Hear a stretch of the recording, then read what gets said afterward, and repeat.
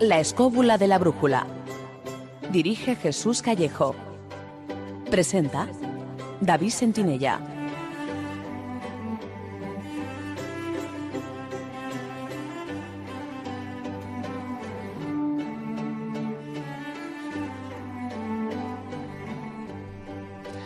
Buenas noches, amigos. ¿Qué tal estáis? Desde los estudios de Radio 4G os damos la bienvenida a una nueva edición de La Escóbula de la Brújula. Hoy, con un tema que seguro os dará mucho que pensar, porque ¿quién no ha vivido en alguna ocasión una coincidencia que parecía tan improbable que nos ha resultado mágica e incluso inquietante? Se trata de coincidencias imposibles, como si existieran conexiones entre sucesos, personas o información a través de unos hilos invisibles que no tienen una relación aparente. Algunos lo llaman azar o suerte, otros simple casualidad. Pero la realidad es que existen miles de casos, posiblemente millones en todo el mundo, que superan con creces la improbable estadística de que eso se llegue a producir.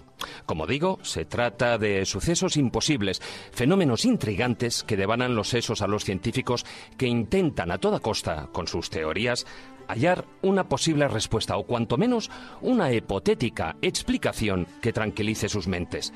Esta noche vamos a adentrarnos en el aparente mundo mágico de las sincronicidades.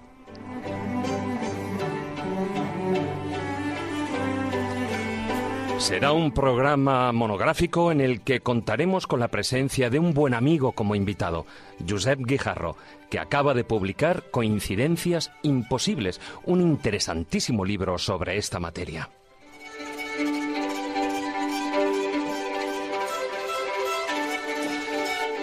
También contaremos con la sección Asustos Espinosos, en la que nuestra colaboradora, Israel Espino, nos hablará de una historia íntimamente relacionada con el tema de hoy, la leyenda de los tres sabios de Serendip.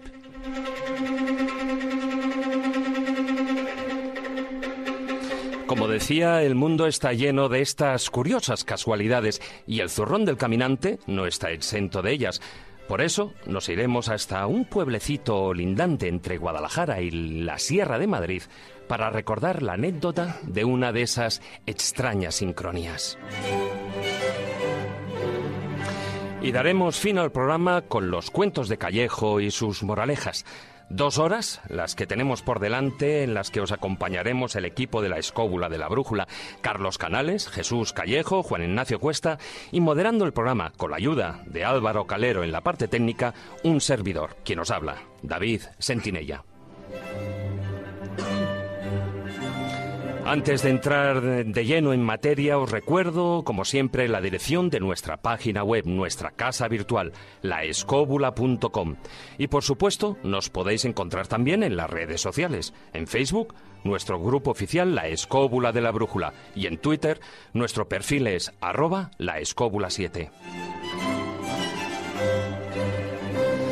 Y sin más preámbulos, nos subimos en nuestra particular escóbula voladora para recorrer un amplio y sorprendente abanico de sincronías, casualidades, coincidencias y serendipias.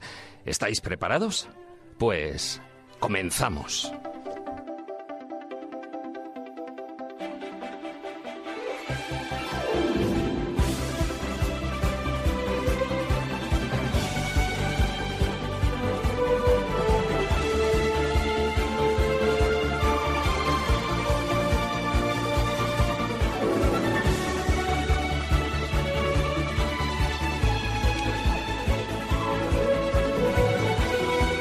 Muchos científicos, psicólogos y filósofos se han afirmado en la creencia de que la casualidad no existe y que todo tiene lugar por alguna razón que, en la mayoría de las ocasiones, se escapa a nuestro entendimiento. En ocasiones, la vida, nuestro día a día, se presenta con una serie de coincidencias que desafían los límites ordinarios de la razón y de la realidad. Pero lo más curioso es que estas coincidencias parecen tener un contenido informativo importante para la persona que experimenta estas sincronicidades.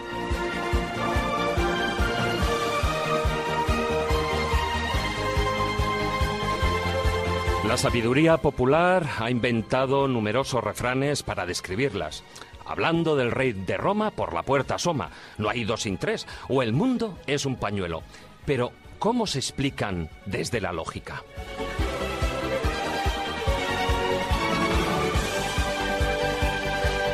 Aunque el concepto de sincronicidad existe al menos desde el tiempo de los Vedas, fue el psicólogo suizo Carl Jung quien acuñó el término e inició el estudio de este fenómeno de manera rigurosa. La dificultad de abordar la sincronicidad desde una metodología solamente científica está en que los eventos que se producen lo hacen sin tener una causa, al menos no una causa que podamos encontrar dentro de los límites de la física clásica y de un universo mecánico.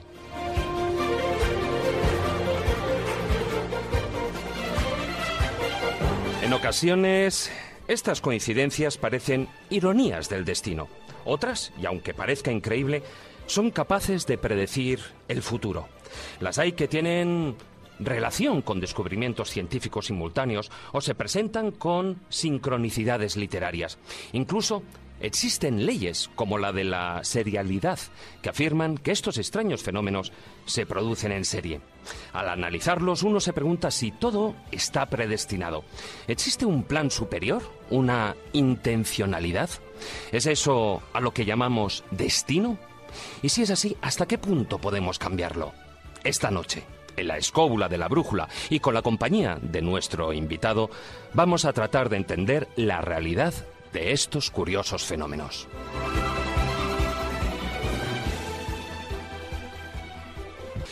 Hola, buenas noches, Jesús. ¿Qué tal, David? Qué casualidad. Qué casualidad que estemos aquí. Bueno, eso yo te quería preguntar. ¿Es una casualidad? ¿No es una casualidad? Siempre son las causalidades, no las casualidades. Lo hablaremos largo y tendido a lo largo de este programa. Pero yo creo que el gran problema muchas veces del tema que vamos a tocar es la definición, incluso la propia palabra para definir todo esto. Claro. Es azar, es sincronicidad, es serendipia, es casualidad. ¿Qué será, no? Pero lo que está claro es que hay una especie de ley misteriosa que en su momento Jung llamó sincronía y que se producen hechos aparentemente no relacionados, pero que luego tienen un significado en la vida de una persona, en ese momento y en ese lugar. Un poco lo que yo llamo esas triquiñuelas del espacio-tiempo, ¿no? O que Javier Sierra llamaba los guiños del destino y que tantas personas han definido con otras maneras. Incluso el ángel de la biblioteca, cuando tienes que ver una referencia bibliográfica a un libro concreto y justo en ese momento es el que aparece delante de tus ojos. Bueno, no sabemos cómo definirlo. Bueno, yo creo que para mí hay una definición clara, o por lo menos la que a mí más me gusta, que es la de Anatole France, que decía que la casualidad es quizá el seudónimo de Dios cuando no quiere firmar. Bueno, pues me quedo con eso, ¿no? A veces no entendemos el sentido último de las cosas que nos pasan, pero está claro que nos pasan. Y en el momento que nos pasan nos está dando una respuesta a un problema que nosotros teníamos en mente. De ahí que haya muchos descubrimientos, tanto a nivel literario como a nivel científico, que se han producido por esto que llamamos serendipias o sincronicidades. Entonces, no sé si me ha quedado claro. ¿Tú crees en la casualidad? Está claro que no. Sí, lo he dicho más de una vez, yo creo que es una de mis frases más repetidas. La casualidad no existe. Existen una serie de hechos sincrónicos, existen ese efecto causa, claro, por lo que los hindúes y los orientales dirían la ley del karma, y que efectivamente todos somos un poco consecuencia de lo que hemos hecho con anterioridad. Otra cosa es que sepamos relacionar estas circunstancias, estos hechos, es decir, que seamos conscientes de que esas coincidencias se producen. Acuérdate de un famoso libro de James Reisfield, el de las 9 revelaciones, sí, y decía que la primera era ser consciente de las casualidades que se producen en nuestra vida. O sea, hay que dar ese primer paso para llegar a las 8 revelaciones distintas. Y luego la 9. Pero bueno, eso ya es otra historia, ¿no? Como dicen las películas. Buenas noches, maese Juan Ignacio. Hola, buenas noches. Oye, ¿tú crees que existe el destino? Pues no sabría decirte, porque hay cosas que forman parte de lo que parece ser el destino y cosas que no. Supongo que existe una parte de voluntad importante a la hora de mover, digamos, tus planes o tu futuro, pero evidentemente hay otra zona que parece como que está escrita. La verdad es que es difícil de pronunciarse en este sentido. No sé qué decir. Yo pienso que en la vida todo va sucediendo de alguna manera de acorde a lo que uno está haciendo y como consecuencia de sus actos, ¿no?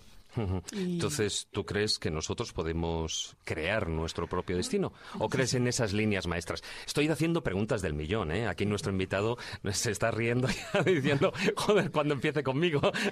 Según piensa el psiquiatra Eric Verne, más o menos la vida la vamos guionizando ya a partir de los 0 a 6 años. Así que quizá tengan razón en ese sentido, ¿no? Bueno, luego continuamos. Buenas noches, Carlos. Hola, ¿qué tal? ¿Tú crees que estamos predeterminados? Que, no sé, ¿cuál es nuestro papel, nuestro rol aquí? Estoy bastante de acuerdo con Juan Ignacio. Que primero no lo sé, pero segundo, creo que hay una especie como de mezcla. Charles Ford, del que hemos hablado muchas veces, decía que el mundo es como si mundos vagabundos se cruzaran entre el nuestro. Si la sensación que da todo es que, una de dos, o el mundo es como dice el Islam, ocasional, es decir, tiene una especie de destino ya escrito, o por el contrario, pareciera aproximarse a algo que tú eres capaz de crear, pero que ocasionalmente se te cruzan como anomalías. El otro día hablamos, cuando estaba aquí nuestro invitado Miguel Pedrero, de la teoría esta tan curiosa y tan extraña, que decía que tal vez el universo fuera la proyección tridimensional de un espacio bidimensional, es decir, un holograma. Bueno, pues, cuando ahora empecemos a contar historias, y nuestro invitado tiene un libro cargado de ellas, hay veces que, bueno, luego hablaremos de cómo lo ha planteado, pero es verdad que hay veces que te da la sensación de que o bien el destino está escrito, o bien más bien hay reglas extrañas que se cruzan con nuestro camino en determinadas circunstancias, para bien o para mal, porque como luego veremos, no está muy claro cómo actúan, sino que parecen funcionar de manera aleatoria, pero como condicionada. Es como si un programa informático tuviera un bug, un error, lo que llaman un bicho. Es decir, como si un código de programación se hubiera escapado. Es decir, la verdad es que es una sensación muy rara cuando tú empiezas a ver algunos de los casos, pero luego, por otra parte, y luego lo hablaremos en detalle con calma, tiene algunos aspectos tranquilizadores. Como vamos a reírnos hoy mucho, porque realmente da el tema para tener un programa muy divertido, a pesar de que es dramático, yo empezaría, por ejemplo, con una frase de Lincoln, que hace referencia a lo que ha dicho Juan Ignacio. Lincoln dijo un día que todos los hombres nacen libres e iguales, y es la última vez en su vida que lo son. Efectivamente es así. O sea que a partir de ahí yo creo que es un buen momento para empezar. Bueno, yo creo que hay otro momento que también son libres e iguales, y sobre todo muy libres, que es la muerte. Nadie es libre, todos se mueren. Entonces, no, pero hasta es ahora. que a partir de ese momento, A partir de ese momento, a ver. Es una forma de liberación. A ver, Claro. que lo digas. A ver. No, pero es verdad que es un buen punto de partida la frase de Lincoln, porque marca a la perfección que en realidad nuestro destino no está escrito, según la teoría clásica occidental, somos cristianos, o por lo menos de cultura, pero bueno, hay matices en esto muy curiosos que luego vamos a empezar a explorar. De verdad que esto creo que tiene mucho juego, ¿eh? Sí, no, la verdad es que el programa va a dar mucho juego. Y también está con nosotros en el estudio, como decía un buen amigo, Josep Guijarro, el reportero todoterreno, me consta, de prensa, radio, televisión. Además, por supuesto, de escritor. Él dirige el portal los32rumbos.com y es documentalista de la serie Extraterrestres en el canal Historia. Bueno, también fue redactor jefe de Más Allá y director de la revista de viajes en Rutas del Mundo. Buenas noches, Josep, bienvenido al programa. Muchas gracias, bien hallado, y es un placer, además de que tenía muchas ganas de compartir, de subirme a vuestra particular escóbula para viajar con vosotros a estos mundos de Yupi. Sí, estos mundos de Yupi. Bueno, que tú de viajar sabes un rato, porque cuando, aparte de lo que ya hiciste antaño, pero cuando estabas con la revista, con Rutas del Mundo, ¿cuántos fueron? ¿45? Pues en 5 años fueron la friolera de 49 países. 49 países. Sí. Con todos sus misterios. Y con todas sus sincronicidades también, ¿eh? Podía contar unas cuantas ocurridas a lo largo de los viajes. Solo en los aeropuertos y en los Solo hoteles. En los aeropuertos. Ya te digo. Con personas que no esperas, hasta con ministros españoles, en fin. Han habido aventuras muy curiosas. Bueno, acabas de publicar Coincidencias Imposibles con Libros Cúpula, que es del Grupo Planeta. ¿Qué te llevó a publicar este trabajo? Pues he de decirlo, fue un encargo. Es decir, que ahí no hay nada de magia, a pesar de que he de decirte que de los diversos proyectos que se me pusieron delante, no me vibra ninguno salvo este. Y por alguna cosa era.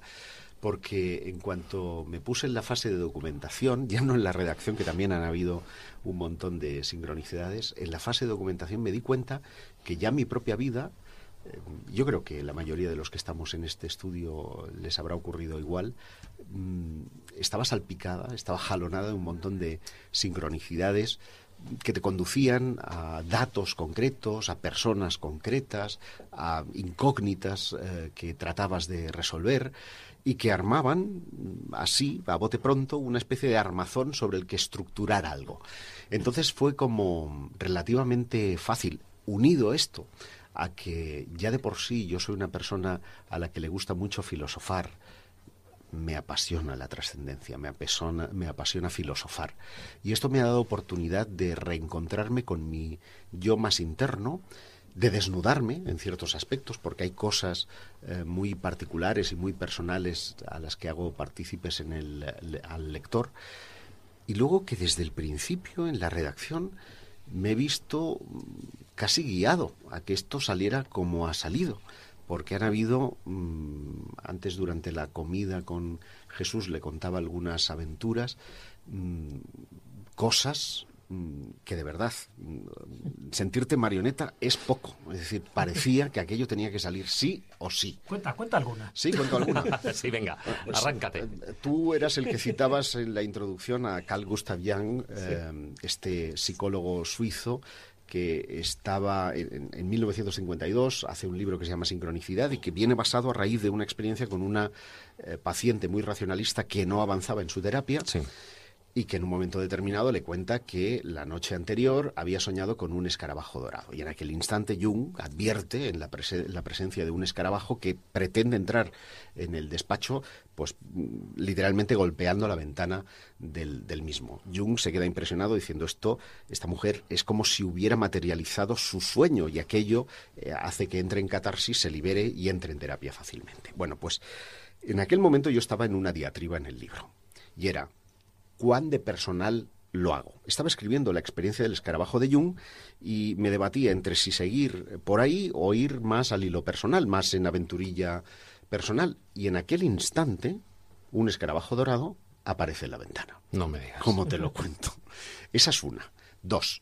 En un momento determinado hay un capítulo que se dedica a los doppelganger, a los dobles especulares, en base a los universos paralelos. Mucho tengo que contarle a Carlos, que sintonizo perfectamente con la idea que ha expuesto. Y justo ese día, mi pareja me trae un periódico que se lo regalan todos los días en el tren porque es gratuito. Abro la página de opinión y veo una ilustración de un Spider-Man, ¿de acuerdo? Pero la cara de Spider-Man no era Spider-Man, era mi cara.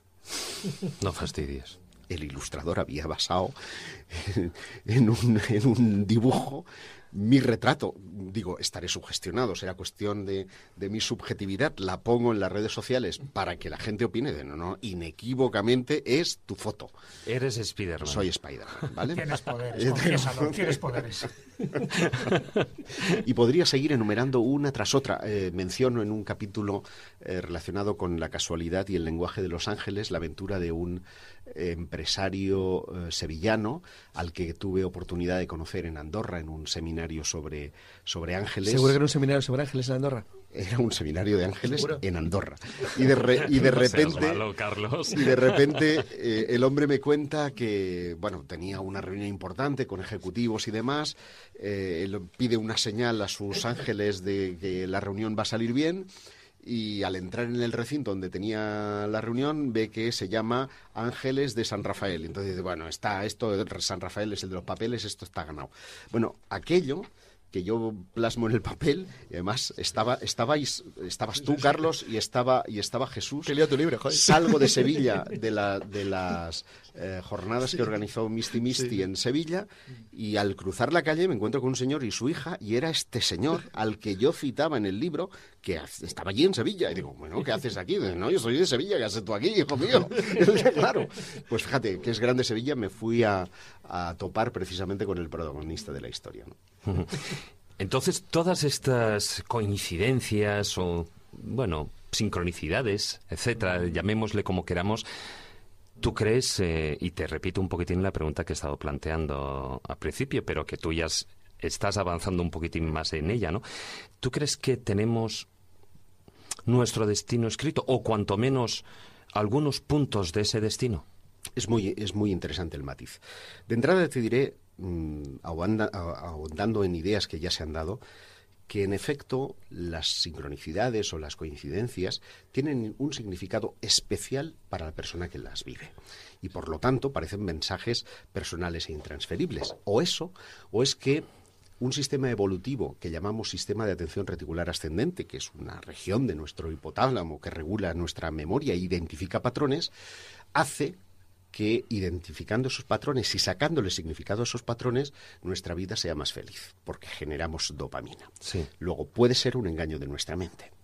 Pero, ¿y si no es un engaño de nuestra mente? ¿Y si esos patrones se dan en realidad y vienen dirigidos? Si ese es el caso, estoy en la línea que abondaba Carlos.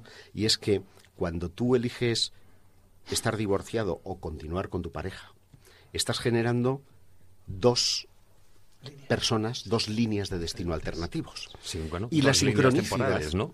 Sí, pero digamos que igual que el gato de Schrödinger Sí. puede estar vivo o muerto dentro de la caja y hasta que tú no la abres no sabes si está vivo o muerto. Que podían haber dicho si estaba dormido o despierto, ¿no? También. También, pero bueno, el pobre gato tenía que morir, Sí, pero sí, si sí, no hay sí, muerte sí. la película no funciona. Entonces, hasta que no abres la tapa no sabes si está vivo o muerto. Decía Schrödinger que hay un tiempo en el que el gato está vivo y muerto a la misma vez, que tú eliges tu realidad. Bueno, el pobre gato no la eligió porque es el que definitivamente toca el pedal o no. Sea como sea, generas esos dos destinos alternativos. ¿Quién te dice que ese gato no sigue existiendo en ese otro universo alternativo vivo y en el otro muerto? Y que las sincronicidades no sean puntos de encuentro para resincronizar tu línea vital hacia el destino. Eso es lo que determinado. parece. O sea, esos podríamos llamar universos paralelos. Son Claro, universos. Mira, el libro de... Bueno, vamos a hablar de tu libro directamente. Yo lo cogí el otro día porque, oye, estás muy bien colocado el Corte Inglés, enhorabuena. Ah, sí, muchas gracias. Entonces, leí, Ana, Dios, si es el de Josep que le voy a ver el miércoles. Y lo cogí. Entonces, claro, Qué casualidad. Coges un montón de casos que tanto Jesús como nosotros conocemos, es decir, que son casos bien conocidos, pero has hecho una cosa que está muy bien. Es que cuando tú tocas un tema como este, tan absolutamente absurdo, porque es absurdo, es mejor a veces no explicar nada. Tú coges y cuentas un tema, es decir, lo sueltas y dejas que el lector diga, ostras, qué curioso. No sé, por ejemplo, cuando cuentas la de Kennedy, Lincoln, cualquier ejemplo que tú pongas, cuando lo pones de golpe, la gente se queda tremendamente sorprendida. Luego sí que vamos a contar casos personales, con lo cual ya andaremos el tema. Pero es que yo me acuerdo, cuando estaba leyendo tu libro, decir que la primera vez que yo tuve este tema con Jesús Callejo y con Cebrián, en La Rosa de los Vientos, y Juan Antonio me preguntó, tú suelta un caso, así, de golpe, a ver qué se nota. Él no tenía ni idea del tema, estoy hablando hace 14 años, o sea, un tema muy poco conocido. Y luego de repente, 1664, en un estrecho de Gales, al norte, naufraga un barco. Mira cómo conoce el caso. Entonces dice, 82 muertos, un superviviente, Hugh Williams. Dice, bueno, no tiene importancia.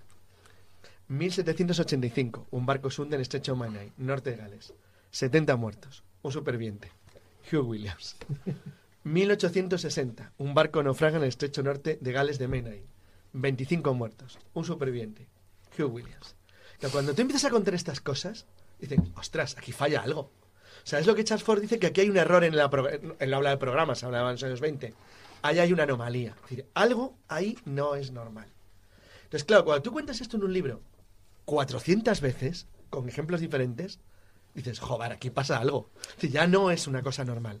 Sobre todo porque hablas de tiempos modernos. No estás hablando del caso de un monje medieval. Casos de siglo 2014. XIII. No, casos actuales, casos que puedes comprobar, que puedes ir a la prensa, que los puedes mirar, que están documentados.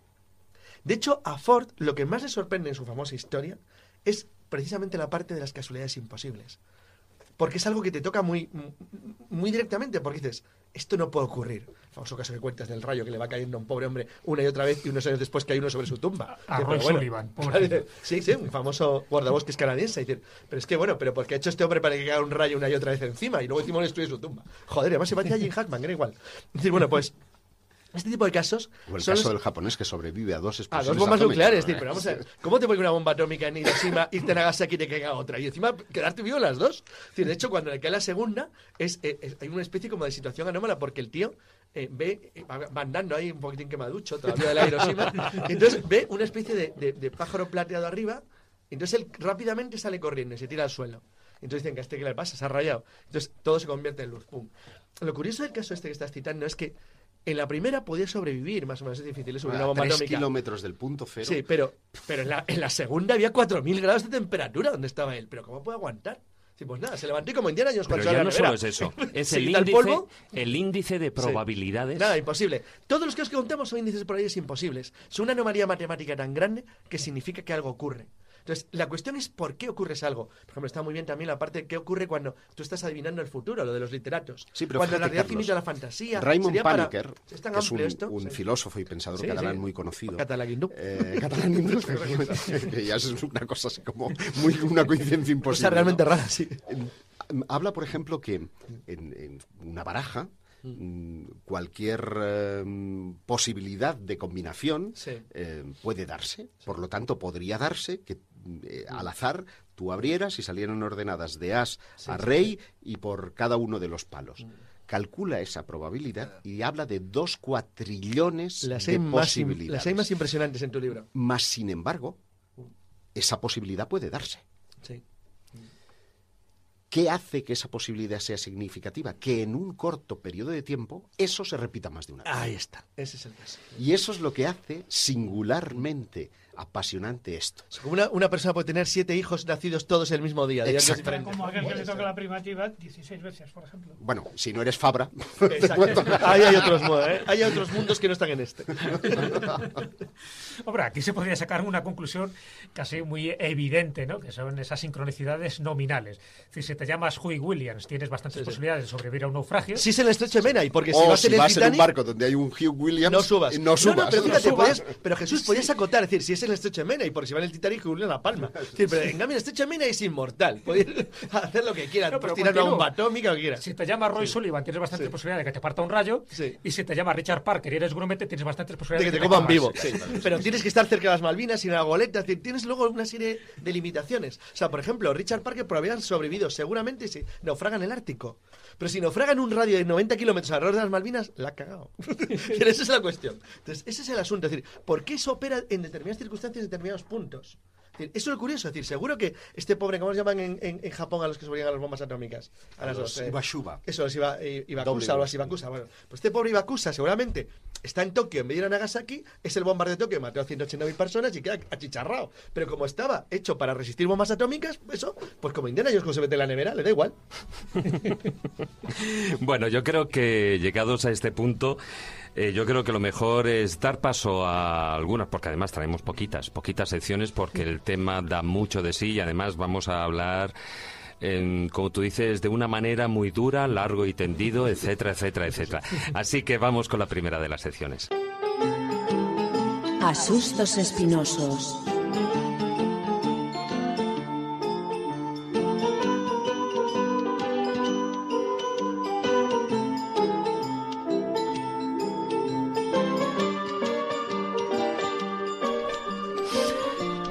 Hola, muy buenas noches, Israel. Muy buenas noches, compañeros, ¿qué tal? Bueno, pues aquí entre una sincronicidad y otra, echando una muy buena tertulia con nuestro amigo, con nuestro invitado, con Josep Guijarro. Y precisamente hoy, dentro de lo que es el tema de las sincronicidades, hay un apartado que es las serendipias, ¿no? Que estamos también hablando de ello. Y, si no me equivoco, nos traes una leyenda que es la clave del término serendipity, ¿no? O serendipi. Efectivamente. Bueno, es la clave, pero la verdad es que luego cuando escuchas o cuando lees la leyenda realmente no tiene mucho que ver. Es de esas también casualidades desincronizadas de la historia. El término de serendipia, efectivamente, viene del inglés, serendipity, y viene de una leyenda, además una leyenda que ha ido rolando por ahí por diferentes sitios, entre ellos las Mil y una Noches, que se llaman los 3 príncipes de Serendip. Serendip realmente era el nombre persa de Ceilán, Sri Lanka. Sí, la actual es Sri Lanka, sí. Ajá. Y bueno, hay varias versiones, pero digamos la más antigua cuenta que eran 3 príncipes hijos del emperador Beramo, no, perdón, el emperador Gifer, que era el rey de este país, de Serendip.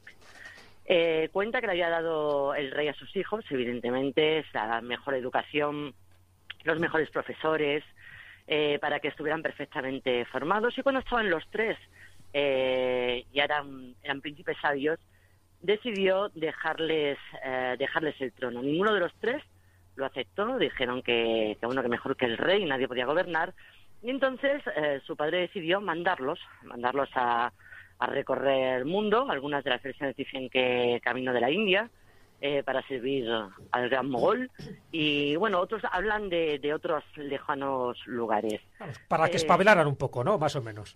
Para que se espabilaran. Estaban un poco enfermos. Para que se aireasen un poquito. Bueno, pues cuenta que es donde empieza realmente un poco el meollo de la leyenda, que cuando iban rumbo a la ciudad de Kandahar, ven una serie de señales, empiezan a competir un poco entre ellos, a ver quién es más listo, y uno dice, bueno, por aquí pasó un camello, y dice otro de los hermanos, sí, que era tuerto del ojo derecho. Entonces, ahí empiezan, pues va diciendo cada uno un adjetivo del camello para definirlo, y los demás preguntándole cómo ha averiguado. Bueno, pues el hermano que averigua por qué es tuerto del ojo derecho, dice, bueno, es que la hierba del lado derecho del camino, que es la más atractiva, la más verde, porque está al lado del río, está intacta, mientras que algún animal se ha ido comiendo la de la izquierda, por lo cual deduzco que este camello estaba tuerto del ojo derecho. Al mismo tiempo, otro de los hermanos dice, sí, además le falta un diente. Vale, ¿cómo lo sabes? Pues lo sé porque veo pequeñas cantidades de hierba que hay abandonadas al lado del camino, entonces por eso es por el hueco del diente que le falta. Entonces los hermanos, el resto, muy bien, muy bien. Y otro más, el pequeño esta vez dice, bueno, además es cojo de la pata de atrás, de la pata izquierda. Y lo sé porque las huellas ahí eran más débiles. Muy bien. Y ya, bueno, la cosa va afinando ya. Incluso llegan a decir, bueno, y el camino lleva una carga de mantequilla y de miel. Uy, ¿cómo lo sabes? Bueno, pues porque en un lado hay muchas hormigas que venían a la llamada de la mantequilla, mientras que en el otro lado hay un montón de abejas, de moscas, de avispas que venían a la miel. Y hay otro de los tres hermanos, el más mujeriego, que dice, y además viene una mujer conduciendo, porque he visto pequeñas huellas de pies al lado del camello. Y ya para afinar, que ya es el remate, dice otro, y la mujer estaba embarazada. Bueno, ya se quedan el resto de los hermanos flipando. Dice, bueno, ¿y esto cómo lo sabes? Dice, sí, porque veo unas huellas de manos en un rincón del camino, y eso es que la mujer ha ido a orinar y ha tenido que apoyarse en las dos manos porque con el peso de la barriga no podía levantarse.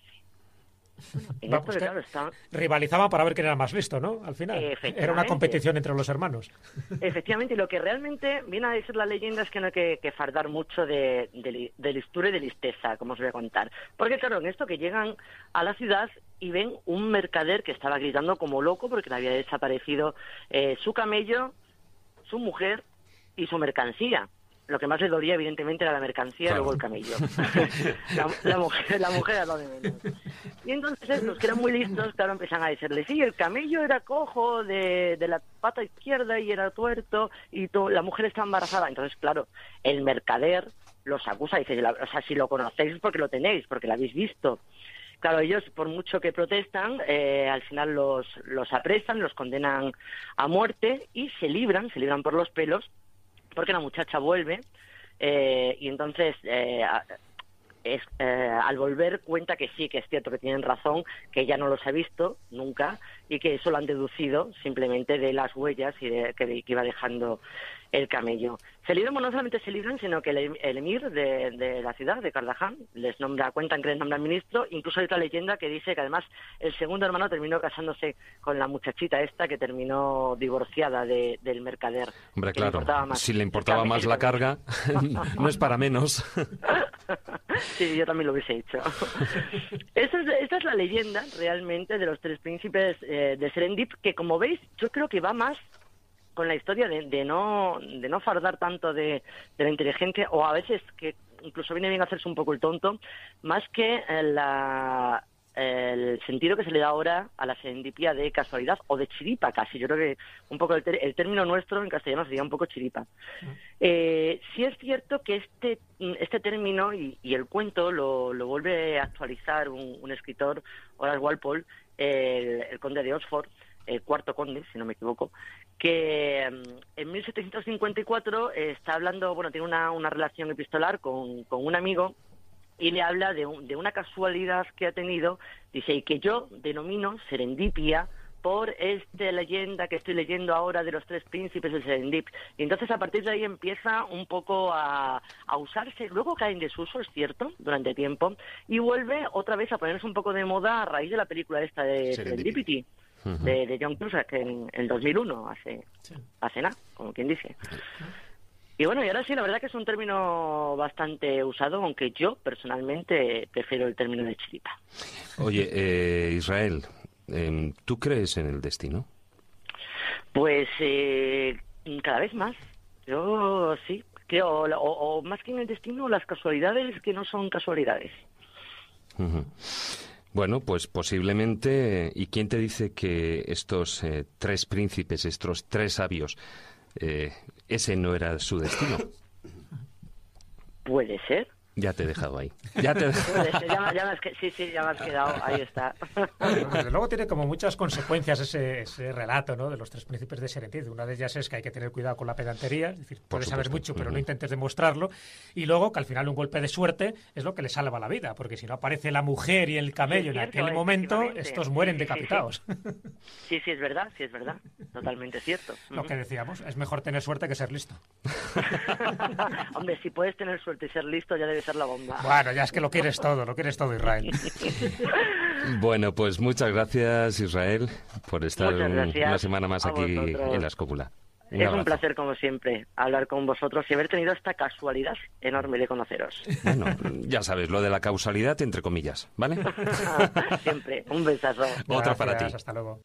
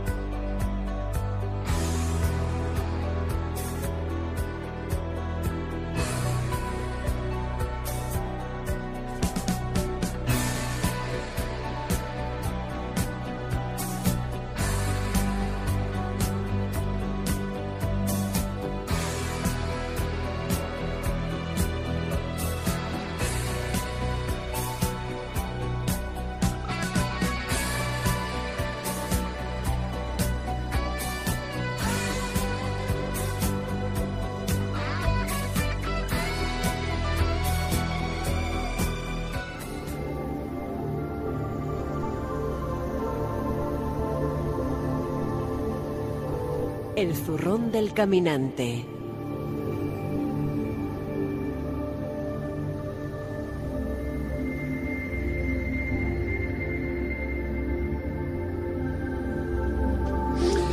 A lo largo del tiempo, bueno, pues el zurrón del caminante se va llenando de lugares asombrosos, de amigos, de sonidos y también de experiencias que a uno le dejan cuanto menos sin palabras. Unas fáciles de entender, pero otras nos dejan, creo yo, maese, que una interrogante difícil de olvidar, ¿no? Como la que, por ejemplo, nos traes hoy. Bueno, la historia es muy sencilla. Un día salimos de vacaciones no, de fin de semana con mi cuñado y otras gentes, mi mujer y otra gente y tal. Y entonces decidimos dirigirnos a la Sierra de Madrid, Guadalajara, un pueblo que se llama Pocígano, que es, yo creo, que uno de los pueblos más perdidos del mundo.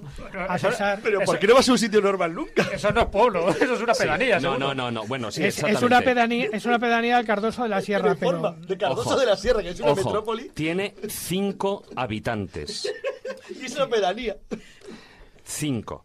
Sí, bueno, es un pueblo que se hizo famoso en su día. Tenía. ¿Por qué eso te preguntaron? ¿El Madrid todavía campeón de Liga?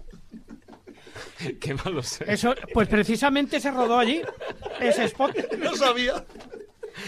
El caso es que se hizo famoso este pueblo hace muchísimos años. Nadie lo conocía prácticamente porque unos que se habían escapado del Pico del Lobo bajando entre la niebla los encontró el pastor del pueblo. Bueno, tienes un crack. Juan Ignacio, que no te deja. El caso es que fuimos a Bocígano y yo llevaba puesto una música acorde con el paisaje que estábamos viendo, que es el Pico del Lobo y sus maravillosos robledales. Llevaba puesto una canción de Crosby, Stills, Nash & Young, que luego escucharemos después. Y entonces llegamos al pueblo, entramos al bar y estaban poniendo justamente la misma canción que yo llevaba en el coche. Pero no solamente se dio esa casualidad. Ojo, sino no que estabais escuchando la radio. No estaba escuchando la radio. Era una tarjeta SD en un sistema MP3. Pero la otra casualidad es que resulta que, a pesar de que este pueblo está perdido del mundo en una zona que le llamamos incluso los Cárpatos madrileños, porque es que allí no va ni San Pedro, el del bar era el portero de la discoteca. Hombre, tenía que ser todo, y el de médico, la casa de mi cuñado. Y el alcalde. Le gustan los sitios con ambiente. Así que esta es la historia. Por cierto, aprovechar un poquito, ya que estamos en el Zorro del Caminante, para comentar que, a pesar de lo que hemos dicho, de toda esta zona es una zona magnífica, donde se pueden hacer maravillosas excursiones al puerto de Alcacer, al Pico del Lobo, de Madrid. pero sobre todo a un lugar magnífico que en esta época es alucinante por los colores que tiene, que es el Hayedo de la Tejera Negra. Sí. Y esta es la canción que sonaba en ese momento. Staring at the fire for hours and hours while I listen to you play your love songs all night long. Only for me.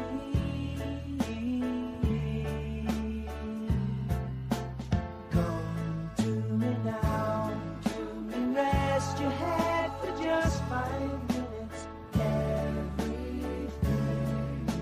is gone. Such a cozy room. The windows are illuminated by the evening sunshine through them. Fiery gems for you.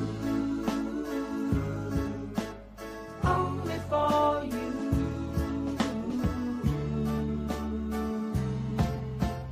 Our house is a very, very, very fine house with 2 cats in the yard. Life used to be so hard. Now everything is easy 'cause of you. And now our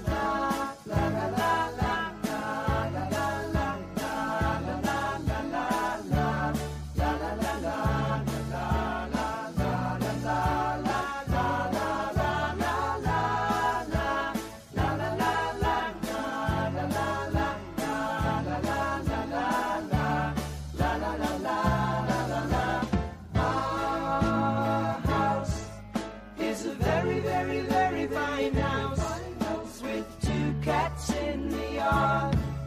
Life used to be so hard. Now everything is easy 'cause of you.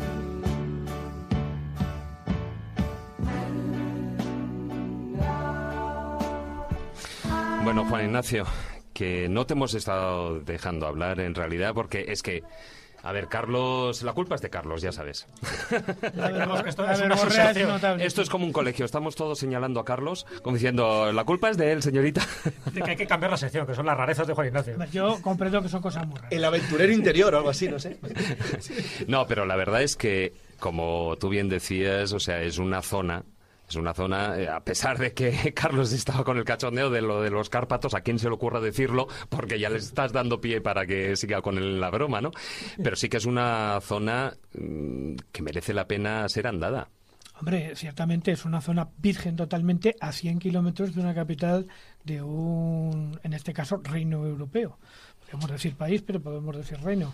Y a pesar de su soledad, los aviones salen de Barajas y pasan justo por encima en ese momento. Bueno, eso es un hándicap. Es un hándicap. Es un hándicap. Esa es la zona que le llaman la Sierra Pobre de Madrid. Sí, se le llama. Efectivamente, Sierra Pobre de Madrid, Reserva del Rincón, Reserva del Sonsaz, zona de los pueblos negros, de la arquitectura negra, recibe varios nombres. ¿Y qué reserva de la biosfera? Y fijaros las leyendas tan bonitas que hay, la zona de patrones, que el pobre ya no tiene nada, pero la zona tan chula y las leyendas tan extrañas como de el famoso reino mítico de los que quedaron eso es un poco bluff. Sí, es todo mentira, pero queda bonito, ¿no? Está verdad. Había un cacique que le llamaron rey, pero bueno, es al hueso. Que tuvo, además, tuvo sus más y sus menos con Felipe II. Bueno, Felipe II no se enteró. Rey de los godos de patones. Claro. Una cosa genial. Muy godo él. Bueno, como os veo con muchas ganas de salsa y tenéis ya los cartuchos preparados para el filandón, yo creo que lo mejor es que vayamos a ello y así os vais desfogando un poquitín. ¿De acuerdo? La escóbula de la brújula. Dirige Jesús Callejo. Presenta David Sentinella.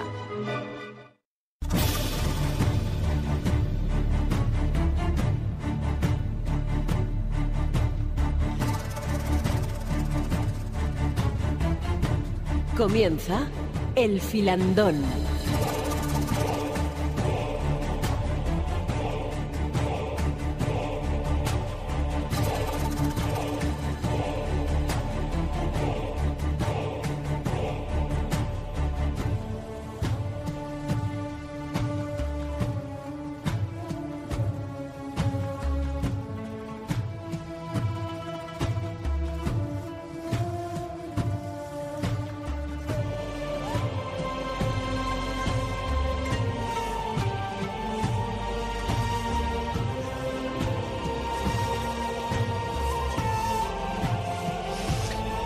Bueno, vamos dejando un poquitín solo el cachondeo a un lado para introducirnos de lleno en el filandón y hablar en compañía de Josep Guijarro, autor de Coincidencias Imposibles, de Libros Cúpula, sobre todas estas serendipias, todas estas casualidades, entre comillas, como ya veníamos anunciando, y hay una serie de puntos que yo creo que sí que estaría bien tratar.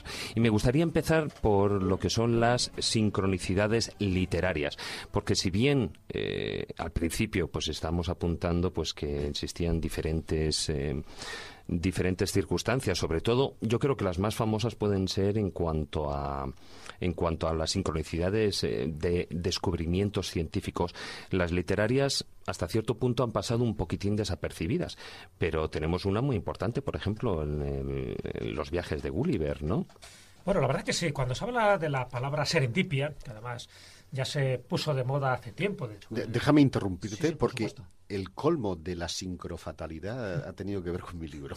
No me digas. Sí, porque yo digo en el libro que la serendipia, este bonito palabra, no estaba incluido en la RAE. Y sí que lo está. Es claro, hace 2 semanas, que es cuando ha salido el libro, con lo cual me ha dejado muy mal. Por eso digo que es una sincrofatalidad. La RAE lo admitió en octubre, hace 2 semanas.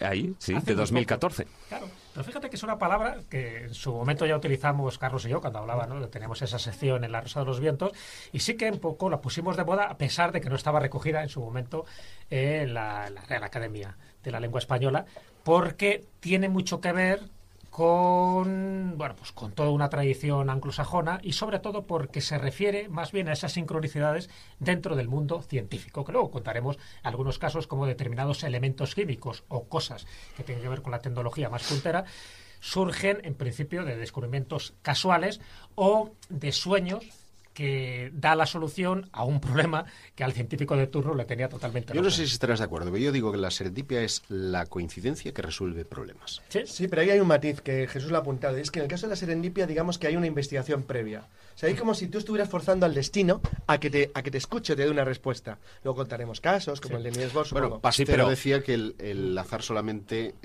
bendice a las personas preparadas. Ahí está. Josep, pero de todas formas, no todas las serendipias son positivas. Hombre, claro.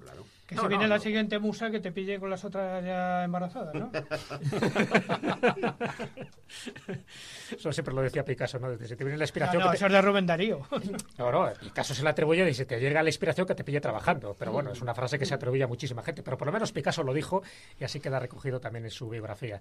En el caso de lo que tú decías, David, cuando hablamos de sincronicidades literarias, está bien utilizar esa palabra de sincronicidades más que serendipia, que es mejor relegarla un poco al ámbito científico, que hay muchas, ¿no? Desde la penicilina hasta el velcro. Sí. Tú acabas de citar una que es muy interesante, ¿no? Los viajes de Gulliver o de Gulliver, ¿no? Donde tanto él como Voltaire, en el siglo XVIII, en el caso de Jonathan Swift, estamos hablando de una obra de 1726, en el caso de Voltaire, el Micrómegas de Voltaire es de 1752, ambos por distintas vías llegan a la conclusión de que Marte, que era un planeta muy conocido, tenía 2 satélites que no eran conocidos en aquel momento. Recordemos que empiezan a ser oficialmente conocidos gracias a un astrónomo norteamericano, Asaph Hall, en el año 1877, donde descubre, lo cual ya es bastante llamativo, que en esa época tan tardía alguien... por un radiotelescopio descubra 2 satélites aparentemente cercanos, que son los 2 satélites de Marte, Phobos y Deimos, y además que les da esos nombres un poco que tiene que ver con la Odisea de Homero, ¿no? De miedo y terror. Bueno, pues tanto Jonathan Swift como Voltaire ya los habían descrito, ya decía que Marte tenía 2 lunas, también un poco en parte se podía justificar por una ley, la ley de Bode, que llamaba, decía, a ver, si Venus no tiene ningún satélite, si Marte tiene 1, si Júpiter tiene 4 en aquel momento, dice... Marte, que está en el medio, tiene que tener 2, pero bueno, era por una cuestión matemática. Luego resulta que Júpiter no tiene 4, sino tiene mucho más, y no te digo Saturno. Pero bueno, el hecho es que tanto Phobos como Deimos quedan ahí reflejados. Hace poco, cuando estábamos un poco en la introducción del programa, estábamos mencionando a ese famoso Richard Parker, ¿no? A este grumete que al final se lo rifa por la ley del mar y se lo acaban comiendo para que sobrevivan los otros 3 compañeros. Bueno, esto lo cuenta Edgar Allan Poe, y ahí estaría dentro de esas sincronicidades literarias, en una novela, la narración de Arthur Gordon Pym, que estaba escrita muchísimo tiempo antes, bueno, digo muchísimo, casi medio siglo antes de que ocurrieran estos acontecimientos de Richard Parker. Y luego ocurrió perfectamente cuando en 1884 ese navío inglés, el Mignonette, se da esa circunstancia trágica donde un grumete llamado Richard Parker al final acaba siendo devorado por sus compañeros, además que tuvo mucha repercusión mediática. Siempre hay un listo, el listo de la clase, que dijo, esto ya lo contó Poe. Evidentemente Poe no copió ni plagió todo eso, sino al revés, y tampoco Richard Parker no se sometió voluntariamente a esta sincronicidad. O sea, que serían para mí casos muy llamativos. Uno de ellos es muy conocido, que no lo vamos ahora a detallar. Y déjame contarte una cosa muy curiosa del caso de Parker, porque sabemos de esta historia, de esta coincidencia, gracias a un concurso de coincidencias que organizaba un periódico londinense, donde había precisamente invitado a uno de los padres de la sincronicidad, y un joven de nombre Parker resulta que le cuenta la historia y gana el relato. Pero es que, claro, es que él era descendiente, era concretamente su tatarabuelo el protagonista que fue devorado por los... O sea, jugaba con ventaja. Jugaba con ventaja, estaba contando un relato... Pero le dio tiempo a tener descendencia, porque creo que tenía 17 años cuando le devoran. Pues, o sea, pues al parecer fue el hombre prematuro. Que no me fío yo que fuera... Era un familiar. En cualquier caso, lo que está claro es que estoy seguro que este Parker jamás navegará por esa zona. No, está claro. No, pero como comentaba, y un poco solo lo pongo sobre el tapete, ¿no? Hay un caso muy conocido, por eso digo que no vamos a entrar en detalle, que es el de Morgan Robertson, el Futility y el Titán. Que le acaban de editar en español, por cierto. Sí, Futilidad, sí, hace un año. Y que José lo menciona en su libro. Pero solo voy a citar otro dato que es menos conocido, porque Morgan Robertson no solo escribió esa obra, a pesar de que es conocido prácticamente por Futility, y luego la rebautizan con otro nombre para darle la importancia que tuvo a raíz del hundimiento del Titanic, que es Más allá del espectro. Morgan Robertson publica esta novela en 1914 y narra la guerra hipotética, evidentemente. Porque el ataque Pearl Harbor, claro, entre Estados Unidos y el Imperio de Japón. Pero claro, lo narra con tal detalle, ¿no? Menciona el ataque con máquinas voladoras en Pearl Harbor, que la principal base naval del Pacífico de los Estados Unidos, en el año 1914, invirtiendo los números en el año 1941, es decir, 27 años después es cuando ocurre esto con precisión de detalle. Bueno, Morgan Robertson o tenía una potra que se lo pisaba, o realmente tenía como ese interruptor para adentrarse más allá de ese velo del tiempo y saber, como le pasaba a Julio Verne, que no era ningún profeta, pero sí era un buen pronosticador de acontecimientos futuros, saber lo que iba a ocurrir. Pues digo que Más allá del espectro es menos conocida y habría que reivindicarlo. Pero fíjate, ahora vamos a oír la opinión de Josep, pero Más allá del espectro, ya el título es curioso, ¿eh? O sea, es curioso. Es decir, realmente lo de Robertson es como si él conectara de manera ocasional con el futuro, simplemente. Yo no sé qué os parece, chicos, pero yo he tenido la sensación, sobre todo cuando te pones a reunir, por ejemplo, en torno al Titanic, ¿no? Lo de Robertson es una de las cosas, pero hay un pesquero gallego que atrapó con sus redes un plato de tercera clase que pertenecía al Titanic, y el chaval se lo dio a su chaval, desayunaba todos los días en el plato sin saber que era el Titanic, hasta que años más tarde, qué casualidad, hacen una exposición, el hombre ve el plato expuesto y dice, joder, yo tengo uno igual, se autentifica y resulta que es tal. O el caso de un matrimonio que, estando viendo el hundimiento del Titanic por televisión, en pleno mes de julio, un aerolito, debería decir aerohielito, se estrella contra su casa y entra justo en el comedor en el momento en el que se está estrellando el buque contra el témpano de hielo. Bueno, es que hay elementos Oye, eso como el falta las Titanic palomitas, que parecen de imán de otros acontecimientos, y lo mismo podríamos citar con la guerra de la secesión norteamericana, o lo mismo podríamos contar con nombres propios, nombres y apellidos que parecen atraer hacia sí como si fueran individuos foco, como si fueran elementos destinados a llamar la atención sobre este fenómeno. No sé qué os parece. El problema es que no conocemos la realidad al 100%. Si la conociéramos, por ejemplo, hay un caso muy conocido, es que cuando muere Salmerón, el presidente de la Primera República, ese mismo día muere en Murcia un sastre y se llamaba exactamente igual. Es decir, bueno, si empezáramos a conocer... No, pero se refiere a Milo Castelar. Ah, Castelar, cuando perdón, muere en bueno, 1899, Castelar, sí. él muere en San Pedro de En Pinatar. Murcia, ¿no? Sí, exacto. Exactamente. Y otro en Barcelona, que era un Claro. sastre, llamado exactamente igual, muere. Entonces, esas cosas, si las conociéramos en profundidad, veríamos que es mucho más amplio. Luego, como contaremos casos, ya veremos. Pero ahí lo raro, lo que parece indicar es que da esa sensación absurda de que el universo es un programa y que, claro, es como si la máquina tiene sus rutinas y se confunde. Pero que se confunde de verdad. ¿Y cuál es cuando se confunde? El resultado... Si te llamas Hugh Williams, te Te llamas salvas en este Primarda Charmenay. y te mueres. ¿Sabes Exacto. el caso de los Primarda? Que es No. un rayo que ha matado a 3 generaciones de una misma familia en el mismo lugar, que es el patio En el trasero jardín, de su ¿no? casa. Ujú. Y 3 generaciones de los Primarda han muerto así. O sea, yo me llamo así, me mudo. Lo primero que es un haces es no jardín. salir al jardín. No, esto es la vida de una torre, no sales nunca a un jardín. Bueno, pero atento, José, y lo conoceréis. ¿Sabéis que hay todo un linaje en México de los graniceros, que son aquellos que les ha caído un rayo y no les ha matado, pero sin embargo les ha activado una serie de poderes psíquicos que a partir de ese momento se consideran con capacidad no solo de curar a las personas, sino de apartar el granizo o de poder alterar un poco el fenómeno atmosférico. Y son los graniceros, muy respetados por la comunidad porque se piensa que son elegidos por Dios. Claro, si alguien te parte el rayo por la mitad, esos 30.000 voltios, y no te desintegra, como es lo normal, consideran, también es verdad que muchos quedan idiotizados, pero también activan una serie de mecanismos en su interior que son capaces de predecir el futuro y de curar a sus semejantes. Bueno, pues ese linaje es fundamental y ellos consideran que la mejor forma de que te elijan, la dedocracia, no es a través de un presidente de gobierno, sino directamente por Dios. ¿Y cómo te elige Dios? El rayo divino, sería el dedo divino, que es que te caiga un rayo y no te mate. Acordaros que hace tiempo... no creo que ocurrió en el año 1975, Daniel Brinkley contó la historia de que estaba hablando por teléfono, en ese momento hay una descarga eléctrica, el rayo entra y se traslada, ¿no?, por los cables eléctricos y prácticamente le chamusca una parte del cerebro. Bueno, en lugar de matarle, se le activa algo, escribe un libro salvado por la luz, nunca mejor dicho, Sí. ¿no? Donde durante 28 minutos estuvo clínicamente muerto, pero en esos 28 minutos él ve a 13 seres de luz que le van comunicando mensajes del futuro. Fruto de eso es un libro y luego, pues bueno, muy discutido porque también la gente no entendía bien, o por lo menos no acababan de comprender cómo alguien pudo haber sobrevivido a esa descarga eléctrica con un teléfono en la oreja. Pero bueno, el hecho es que hay personas que por la circunstancia que sea, el rayo le elige. En este caso solo le cae un rayo, no es como Roy Sullivan, que el tío tenía verdadera afición a los rayos, 7 rayos y uno después de muerto en la propia tumba.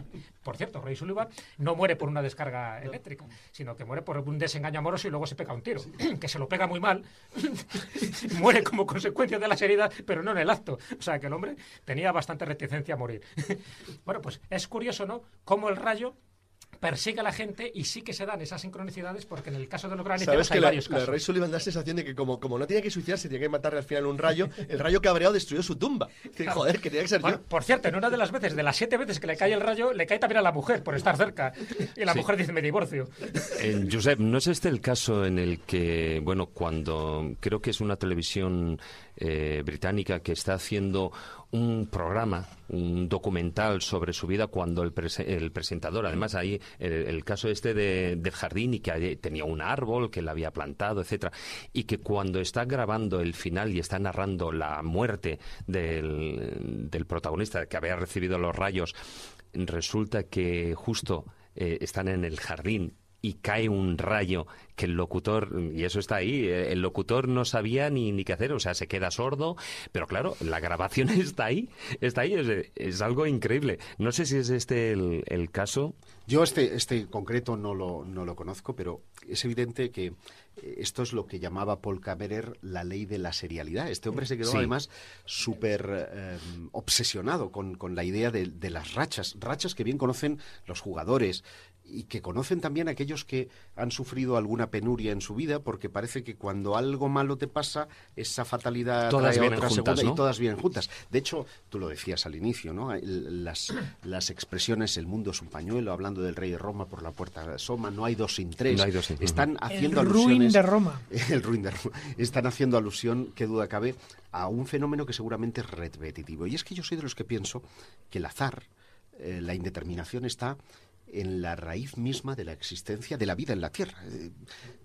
Para que se diera la vida en la Tierra, han tenido que concurrir un montón de coincidencias, de factores, para que se generaran los primeros microorganismos, que además, fíjate qué curioso, tenemos una gravedad determinada para que no se escape la atmósfera al espacio exterior, que tenemos dos planetas gigantes que hacen de escudo para los meteoritos que se acercan amenazantes hasta la Tierra, que de no haber sido porque hace 65 millones de años un meteorito extinguió a los dinosaurios, seguramente los mamíferos no hubiéramos triunfado en la Tierra.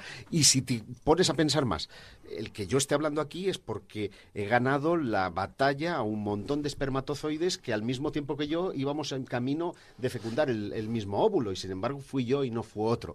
Es decir, en la raíz misma de la existencia, el azar marca nuestro destino. No es lo mismo nacer Jesús Callejo aquí que ser haberte llamado Jesusa y haber nacido en Irak, donde no hubieras tenido posibilidad de expresarte ni de desarrollarte como Y persona. posiblemente pensaría de otra manera de ser al haberse criado, educado y crecido en otro tipo de Con lo sociedad. cual yo digo que todas estas cosas que llamamos destino y que parece tan luminoso, hay una parte que controlamos, que duda cabe, pero otra parte que literalmente se nos escapa. Es que el problema del azar, una vez lo hablaban en la Marvel, la fábrica de superhéroes del mundo, el superhéroe total sería el que controlase la suerte. La suerte es el determinante esencial de la evolución del mundo, mucho más que cualquier otra cosa que pueda concebirse. A tal extremo que es absolutamente esencial para la mecánica del cosmos, o sea, parece que funciona así. El problema es que no sabemos en realidad lo que es el azar, no tenemos ni idea, porque tampoco tiene que ver, hay que decir que tiene que ver con la matemática. Cualquiera de las demostraciones del libro de Josep demuestra que la matemática no tiene nada que ver con esto, porque supera con mucho la lógica matemática hasta extremos absolutamente delirantes, no solo exagerados. No sabemos qué es el azar como tal, o qué forma parte dentro de la mecánica del universo y cómo actúa, pero sí parece ser importantísimo a la hora de conformar la realidad. Napoleón no preguntaba a los generales, cuando tenía que designarle como general, no preguntaba nada sobre su conocimiento de estrategia, táctica, si era listo, valiente, da igual. Solo preguntaba, ¿tienes suerte? Es que realmente es así. Es decir, la suerte es todo. Hay una frase popular que dice, es mejor tener suerte que ser listo. Claro. Que se lo digan a Roy Sullivan y a todos estos que estamos comentando. Es decir, la suerte determina todas tus líneas de destino, como decía Josep, que luego lo comentaremos un poco más adelante y un poco el cuento va en esa línea, claro. ¿no? Uno de los grandes ases de la Primera Guerra Mundial aéreo le preguntaron qué sentía, decir, bueno, qué elegía él. Y dice, bueno, si yo tengo que elegir entre ser el mejor piloto del mundo y tener suerte, no dudo de que elegiré la suerte. Claro, pero claro, entendida la suerte tal como lo estamos enfocando aquí, o sea, no como algo del azar que te cae a ti como una especie de lotería, sino aquello que realmente te estás labrando, porque hay dos tipos de suerte, ¿no? Igual que hay dos tipos de sincronicidades, las triviales, que no tienen ningún tipo de trascendencia en tu vida, y aquellas que son fundamentales para el devenir de tu existencia. Lo mismo pasa con la suerte, aquella suerte que te puede sobrevenir dormir porque has comprado un boleto de lotería y aquella suerte que te has fraguado gracias a tu esfuerzo al día a día. Fíjate que tengo yo aquí un caso muy concreto que es el mío propio. ¿Qué se dio? ¿En qué pueblo? En Villa de Vallecas, Madrid. ¿Qué sucedió aquel día que salía yo con mi mujer para que un poquito antes, 3 meses antes de que empezara la crisis inmobiliaria, la burbuja inmobiliaria, encontráramos un cartel de se venden pisos? Entráramos justamente 3 antes de que se abriera la lista para conceder esos pisos y nos dijeran, bueno, pues venga, ya que estáis aquí, estáis los primeros. Y yo pudiera comprar un piso a 1/3 de lo que iba a costar 3 meses después. O a 3 veces más de lo que va a costar 3 años después. O sea que...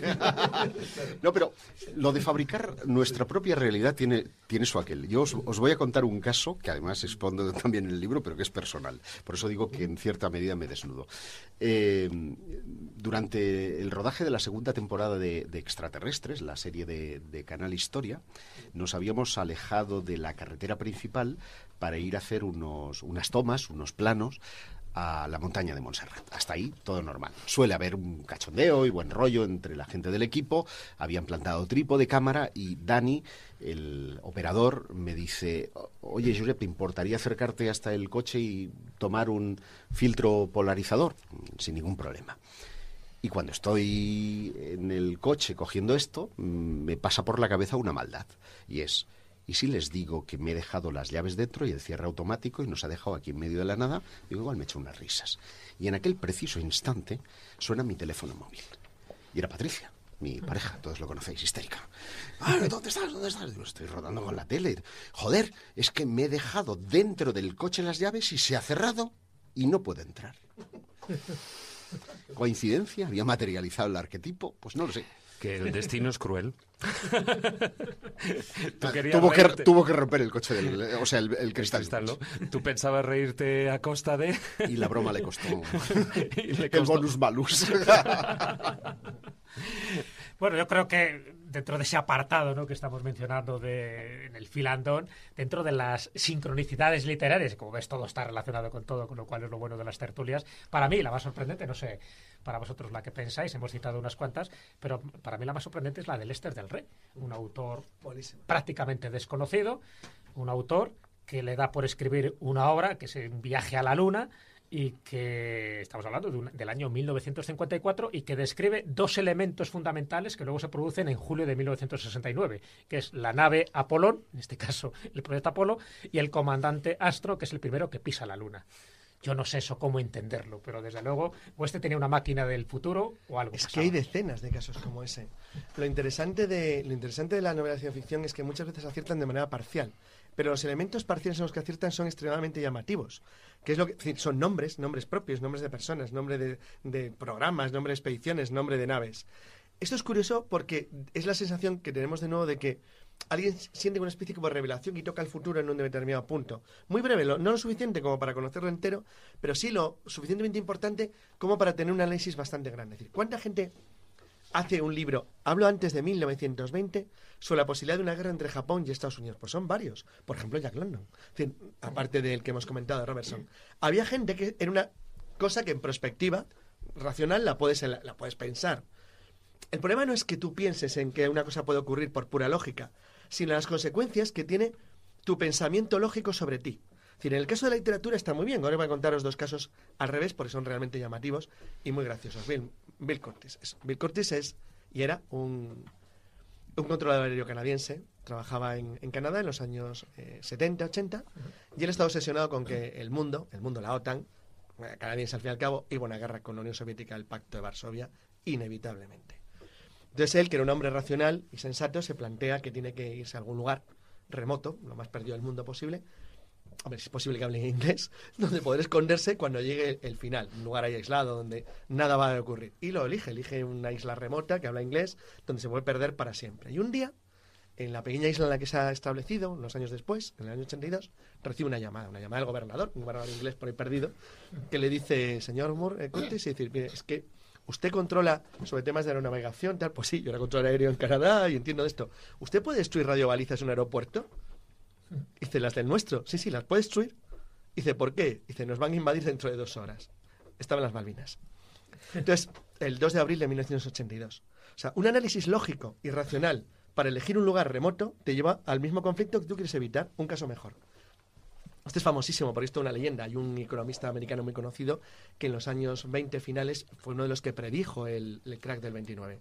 Entonces, él publicó una serie de artículos y se convirtió en un tío famosísimo porque había predecido el crack del 29 y se convirtió en un gurú. Entonces, él estaba convencido que tenía no poderes, pero bueno, que tenía un cierto nivel de conocimiento a base del análisis científico, de la economía y de la política. Y llega a la conclusión, después del incidente del puente Marco Polo y después de la invasión japonesa de China del año 37, de que Estados Unidos tarde o temprano va a acabar una guerra.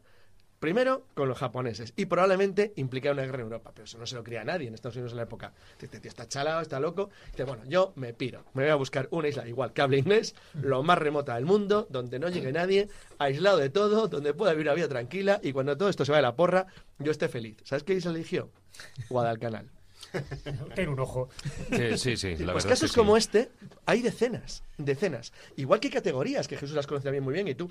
O todos los que Pero estamos eso aquí, por ejemplo, caídas de entraría más altura dentro desde del- aviones sin paracaídas. Si tú una lista, aparte del coyote hay muchas más. En los dibujos animados. Gente que se cae desde 4.000 pies, 3.000 pies, 2.000 pies, 11.000 pies y no se mata nunca. Josep, eso entraría dentro de ese capítulo que tú tienes de sincrofatalidades, ¿no? Sí, eso es un palabra que me ha gustado porque me he inventado y en el que cuento, por ejemplo, el caso de Tienes que hablar con la RAE. de un profesor croata, Paul Shellac, que es el colmo de los gafes. Los gafes son eso, son imanes de la fatalidad a su alrededor. Ellos siempre salen indemnes, que esto es lo que toca un poco las narices, ¿no? Este profesor de instituto andaba en tren hacia Dubrovnik.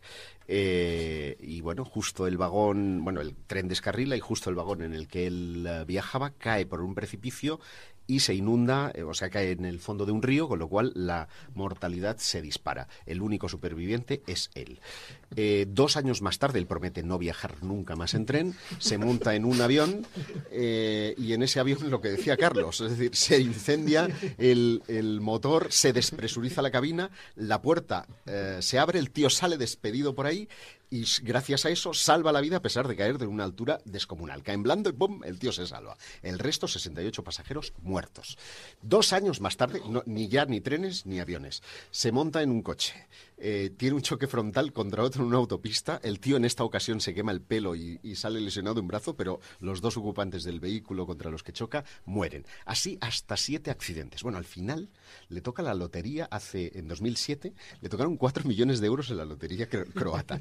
Digo yo que no serán para comprarse un barco, que es el único sistema de locomoción en el que todavía no se ha estrellado, ¿no? Bueno, un poco ese es el fundamento de la película El Protegido, de Nack Shyamalan, ¿no? Sí. La segunda que hace después del Sexto Sentido.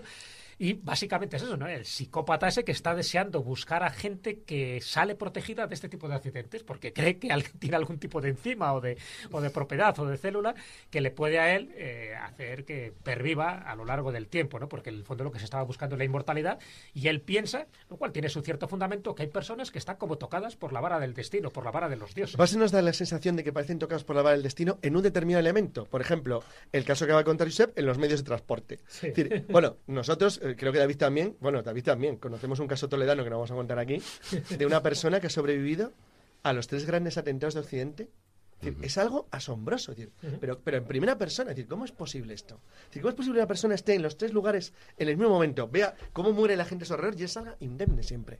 Bueno, y hablando de atentados, porque este caso, mira, solamente de pensarlo me ponen los pelos como escarpias.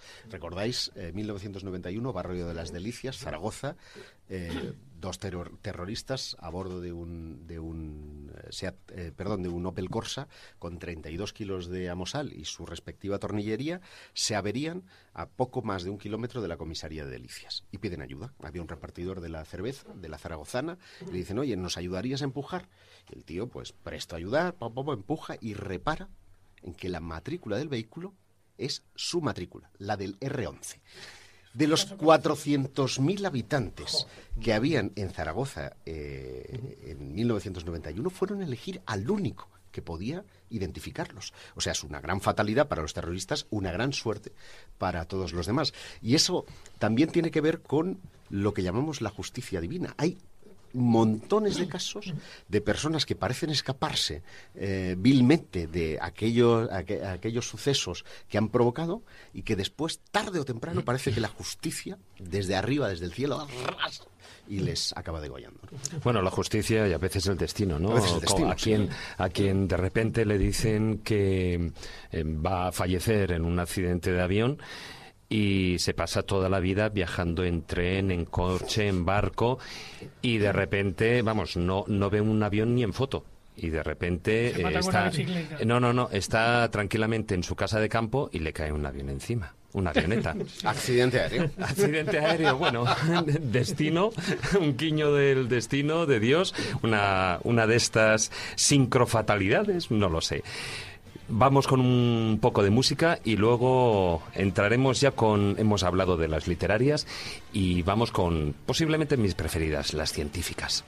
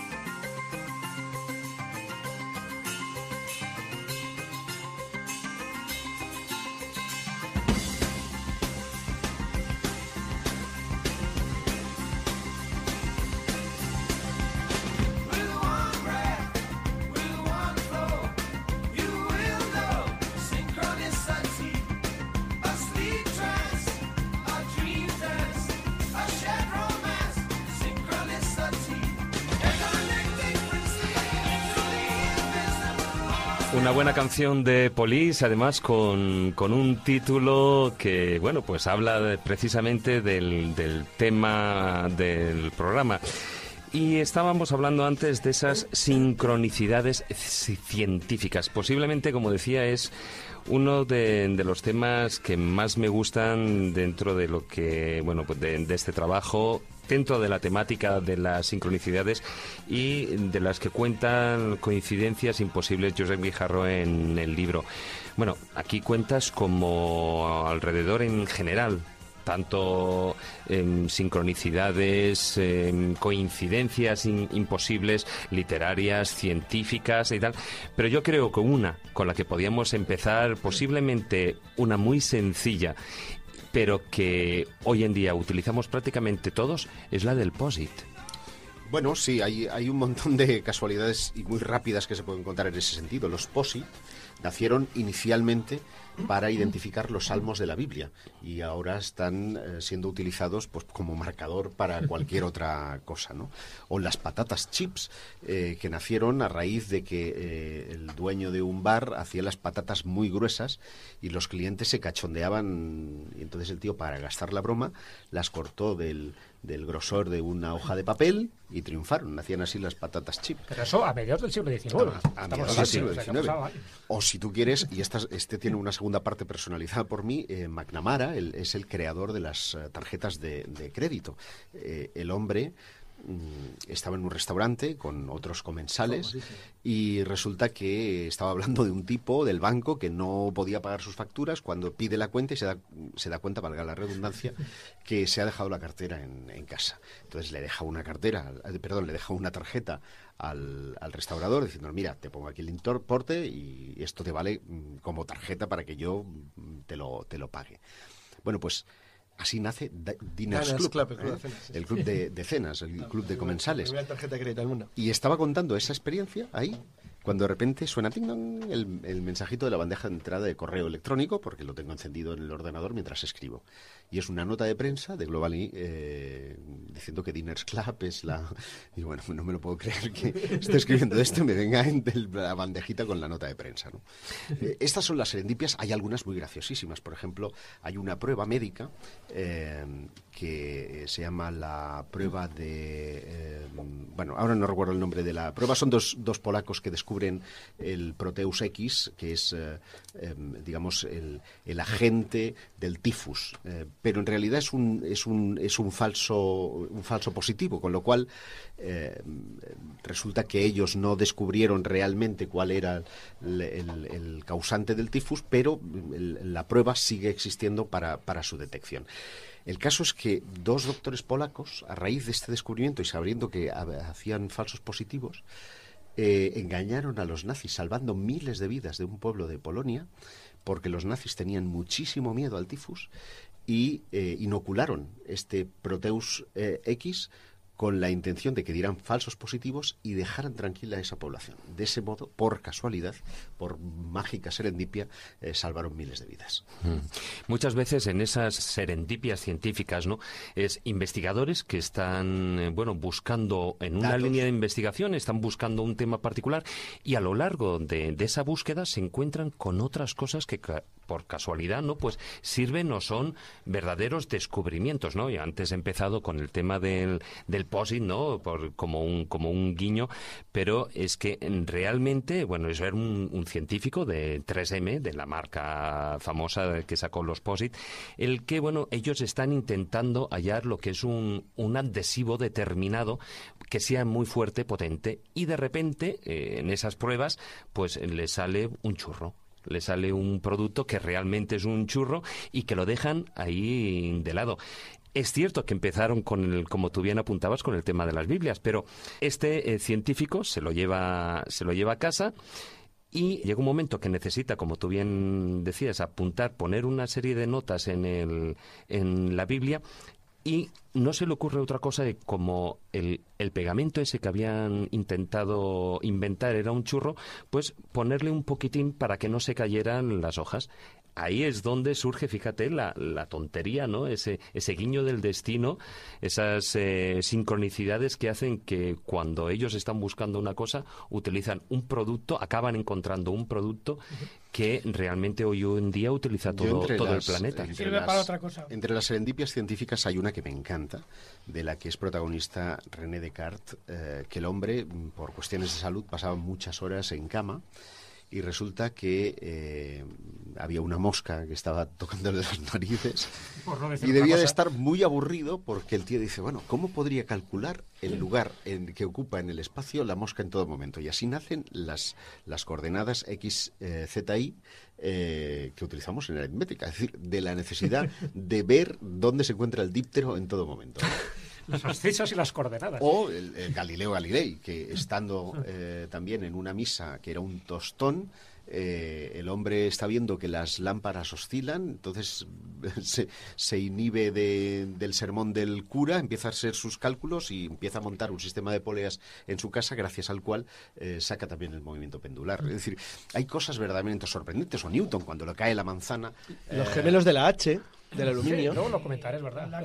Pero sin embargo, Newton nunca le cayó una manzana. ¿Se ha investigado claramente? Pues siento rebatir el argumento, porque es algo que me preocupó muchísimo, porque había un debate interno y se expuso en el año 2013, en marzo, el manuscrito original donde narra precisamente la historia de las manzanas. Que él ve caer una manzana, pero que no le cae la manzana a la cabeza. O sea, eso ya es otra historia. A ver, lo que se cuenta como leyenda es que a él le cae la manzana a la cabeza y entonces en ese momento, dentro de la chiripa y de las estrellas que está viendo, adivina o intuye lo de la ley de la gravitación. O sea, él sí ve caer una manzana, igual que vería caer otro tipo de frutos, y a partir de ahí se le activa ese mecanismo que le pone en consonancia con lo que él ya estaba investigando. Que es muy curioso, Jesús, porque todo el mundo se ha quedado con esta primera parte de la gravitación universal, pero no en la coincidencia que a mí me parece más asombrosa todavía, que es la que le une con Halley.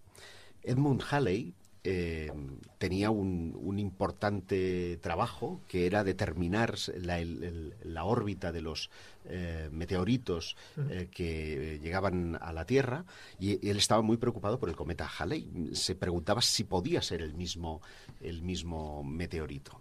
Y a consecuencia de eso, interesado en los cálculos gravitacionales de Newton, le escribe una carta que le contesta. Entonces el hombre, muy apremiado, le conoce personalmente, se va hasta Cambridge para conocerle, y allí le dice que en pocas semanas le va a responder a su problema, y así se lo hace.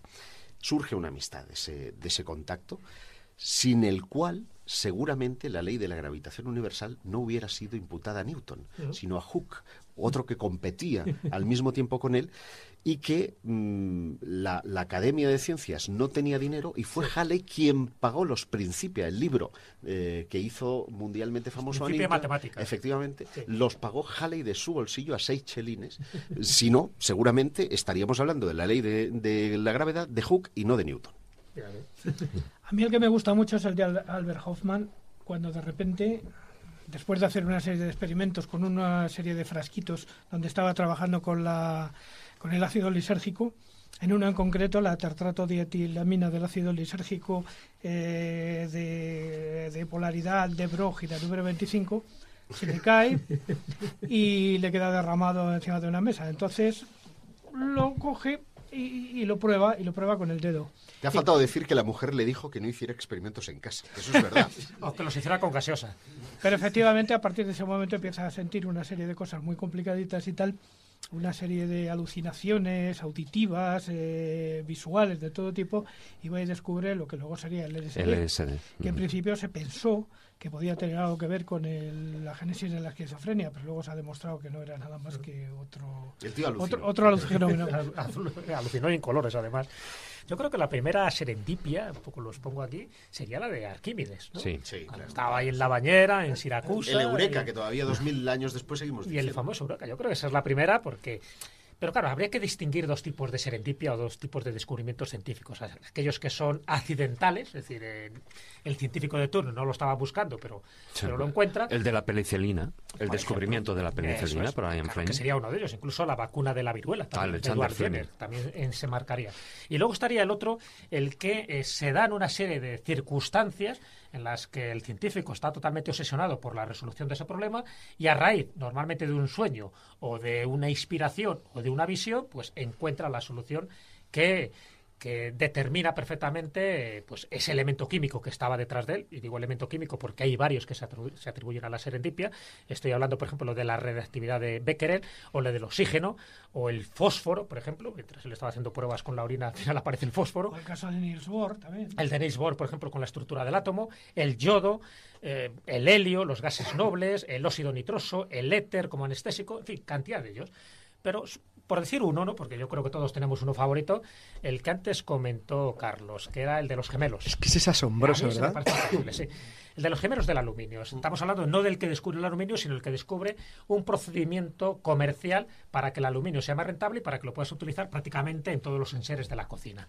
Bueno, pues de forma casual, individual y y sin conocerse entre ellos, es decir, en zonas muy distintas del planeta, estamos hablando de Estados Unidos y de Francia, dos jóvenes llegan a ese mismo procedimiento que al final uno pensaba que se había plagiado al otro. Pero claro, estamos hablando del siglo XIX y era un poco más complicado. No existían los medios de comunicación que existen ahora. Solo voy a reseñar unas cuantas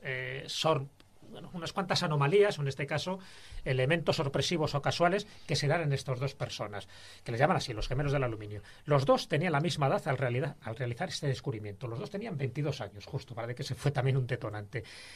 Ocurre el mismo año, en 1886. Sus apellidos empiezan por la letra H. Uno era un metalúrgico francés, que era Paul Héroult, y el otro era un químico estadounidense llamado Charles Martin Hall. Los dos habían nacido el mismo año, 1863. Los dos también mueren el mismo año, 1914. Por si fuera poco, Héroult nació y murió 8 meses justos antes que Hall. Ambos experimentaron en laboratorios instalados en las casas de sus padres. Jamás se conocieron personalmente y a los dos, claro, les llaman, con razón, porque tenía su fundamento, los mellizos o los gemelos de aluminio. Es decir, este tipo de cosas, cuando dos personas están pensando lo mismo, que también ha pasado, cuidado, en argumentos literarios, o sea, que piensan que cada uno es original y luego van desarrollando la idea y se dan cuenta que otros ya la desarrollaron. Sí, pero fíjate, esto no es como la Graham Bell y el actualmente reconocido y inventor de teléfono italiano, sino que estamos hablando de casos en los cuales la sincronicidad o la casualidad parece, en lo que hablamos antes, fue un juego cósmico. Es decir, hay dos personas que se llaman igual, que investigan lo mismo, tienen características similares, y es como si el destino dijera, los dos lo tienen que hacer al tiempo. Sí. Porque me he equivocado y no sé cuál es. Entonces, como no sé cuál es, lo hacen los dos. Es decir, es algo como si formaba parte de una mecánica desconocida, claro, una mecánica extraña. Bueno, eso es lo que decía Carl Jung, ¿no? Sobre el tema de la sincronicidad. Él lo veía desde ese punto de vista. Jung creía más bien que entre la mente y el universo existía una especie de puente, que esto, en cierta medida, viene a confirmar los modernos avances en física cuántica. Es decir, claro, si hubo una gran explosión en el universo, hubo un momento en el que todo el universo estaba en un solo punto. Luego, esas conexiones han permanecido unidas desde entonces, y explicaría el por qué, en el caso del entrelazamiento cuántico, si yo estoy dándole un campo magnético a una partícula situada en el punto A y en el punto B a 2 millones de años luz, pongo la partícula B, resulta afectada a pesar de que no hay comunicación entre ellas, y además supera la velocidad de la luz, porque entre el punto A y el punto B la respuesta es instantánea. A lo mejor, desde ese punto de vista, eso que nos une a todos los seres humanos, y no solo a los seres humanos, a los objetos, cuando hablamos de objetos malditos, como el caso de James Dean y su gran bastar, o hay una silla en un museo en Dallas que tiene 64 muertes en cada uno de los que se ha sentado en ellas, o etcétera, etcétera, está llamando a vibrar, a resonar en esa misma frecuencia que el universo en un momento determinado estableció. Fíjate, dentro de esa lista de posibles serendipias de las que acabamos de comentar, y es una lista improvisada, algunas ya se han comentado aquí y algunas se mencionan en el libro de Josué Guijarro, pero estaríamos hablando de cosas aparentemente insignificantes y otras de una trascendencia vital para el desarrollo evolutivo del ser humano, es decir, por lo menos para que su confort sea mucho más adecuado, y que la tecnología que tenemos ahora se debe en gran parte a este tipo de sucesos fortuitos. Hemos dicho la Viagra, pero la aspirina, la penicilina, los Posit, el Botox, el teflón, el nylon, la Viagra, la compresa, la insulina, la píldora anticonceptiva, el cristal de seguridad, el jabón de Ivory, el dulce de leche, el LSD, que también hemos comentado antes, los colorantes, los pigmentos sintéticos, la estructura del benceno, la vulcanización del caucho, los rayos X, la fotografía, o la primera fotografía, que era el daguerrotipo, incluso los copos de cereales de Kellogg. Todos esos, si analizas un poco el origen, la causa, el procedimiento, te das cuenta que no se estaba buscando precisamente eso, pero que por una serie de sincronicidades que se dan en ese espacio y tiempo, se produce el hallazgo, se produce el eureka, y a partir de ahí se patenta y hacen que nosotros actualmente vivamos un poco mejor. El caso de Daguerre me parece especialmente significativo, porque el tipo estaba con unas placas expuestas a las que no había forma de que adquiriera ningún tipo de nitidez. Y el tío, ya cabreado, limpia la placa, la guarda en el armario y se olvida del tema. Y un buen día, que tiene que recoger algo que está en ese armario, abre y dice, joder, pero si esto está nítido. Entonces, fíjate qué curioso, empieza a probar con cada uno de los productos que hay ahí y no da con nada. Vuelve a cerrarse, obsesionado, y entonces repara en que se le ha roto un termómetro y es precisamente el mercurio de ese termómetro el que tiene la capacidad de dar nitidez a la fotografía. Así nacen los daguerrotipos. En 1835. Nada. O sea, ni más ni menos. Sí, bueno, es muy parecido a lo que antes mencionamos, ¿no? El descubrimiento de la penicilina, que por un descuido, unas placas que quedan ahí, o sea, se hace el moho, y es ahí donde él se da cuenta que alrededor de donde está el moho, pues no están las bacterias, ¿no? Hay muchos, bueno, Einstein también, ¿no? Dice que la teoría de la relatividad, cuanto menos, pues fue debida a una sincronicidad, ¿no? Pero yo creo que va siendo hora, estamos hablando de un montón de sincronicidades, pero sí que me gustaría, cuanto menos, esbozar esas teorías que la ciencia utiliza para tratar de explicar todo este tipo de fenomenología tan compleja. Es decir, tú antes estabas hablando que la física actual pues sí que ha abierto una puerta a poder explicar todos estos fenómenos a través de lo que es la física cuántica. Pero sin ella estaban más perdidos que un pulpo en un garaje. Nunca mejor dicho. Es decir, tenemos dos modelos de universo. El que nos propone Einstein, que dijo aquello de Dios no juega a los dados, ergo, todo el universo es probabilidad, todo hay probabilidad de que ocurra, todo es predecible y ordenado. Y la física cuántica, que dice lo contrario. Dice, hay tantos factores en juego que es imposible determinar la situación de cualquier elemento, de cualquier partícula en un momento presente. Principio de incertidumbre de eso. Efectivamente, sabemos, según ese principio de incertidumbre, la posición de una partícula en el pasado y podemos vislumbrar hacia dónde se encamina. Luego pasamos de un pasado a un futuro incierto. Ellos no creen en el destino, tampoco creen en el destino, ni el propuesto por Einstein ni el propuesto por la física cuántica cree en el destino. El único que cree en el destino, y tampoco como una fuerza extremadamente luminosa, sino como algo que apelmaza el universo, es Jung y Pauli. Pauli es físico cuántico, sí, y tiene un sueño, porque es también particularmente sorprendente cómo se conocen estos dos hombres. Wolfgang Pauli lo conoce cuando es alcohólico, recién divorciado, mujeriego.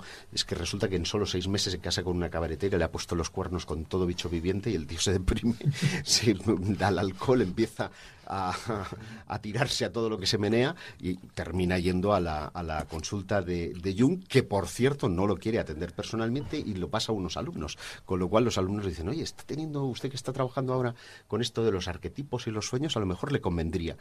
Y tiene un sueño particularmente que es el conocido del pájaro mundial, en el que él sueña cómo se entrelaza ese universo, que a Jung particularmente le cambia la vida. Y él establece que, por ejemplo, en unas tiradas de I Ching, que en teoría son azar, su interpretación tiene sentido para el que las tira. Que cuando te tiras una carta del tarot y es interpretada, pues resulta que tiene sentido para ti, pero sin embargo es azar, no hay una causa y un efecto. A esas relaciones acausales, él establecía que podían tener el mismo entrelazamiento que podría tener la propia materia del universo, en el entendido de que los átomos, cuando los electrones se mueven en torno a él, hay unos que van hacia un sentido, otros que van hacia otro, no es como la gravedad, y sin embargo no chocan, hay una especie de danza, decía Pauli, que hace que aquello resulte particularmente unido. Y de esa manera él cree que actúan las sincronicidades con nosotros, que hay un orden superior, lo que llama inconsciente colectivo, del que nosotros estaríamos bebiendo y al que nosotros vamos proyectando con cada una de nuestras acciones, que determinaría nuestro azar día a día. Pero que sería ese inconsciente colectivo de algún modo parecido, semejante a la que es la teoría del campo clásico. O sea, claro, un lugar de un centro de información universal donde estamos recibiendo y estamos continuamente aportando información. Sí, lo que pasa es que los archivos acásicos vienen de la tradición esotérica ocultista y este lo ha vendido como una historia científica, pero son en esencia exactamente lo mismo. Bueno, pero es el mismo planteamiento que decía Jung. Es que en realidad es eso, el inconsciente colectivo. Lo que pasa es que con otro cariz, mucho más, en este caso psicológico, no tanto científico, pero las bases son las mismas. Llámele archivos acásicos, llámele inconsciente colectivo o, como tú ahora estabas apuntando, que sí que esta última parte sí que satisface tanto a los científicos como a los psicólogos, lo de Pauli. Claro, lo que pasa es que no siempre es tan sencillo. Yo, por ejemplo, cuento un caso, que es el de Jerry Ponson, no sé si lo conocéis, es un tipo que está en Nueva Orleans y se va con su amigo Mac y con un perrito que se llama Boga a cazar patos.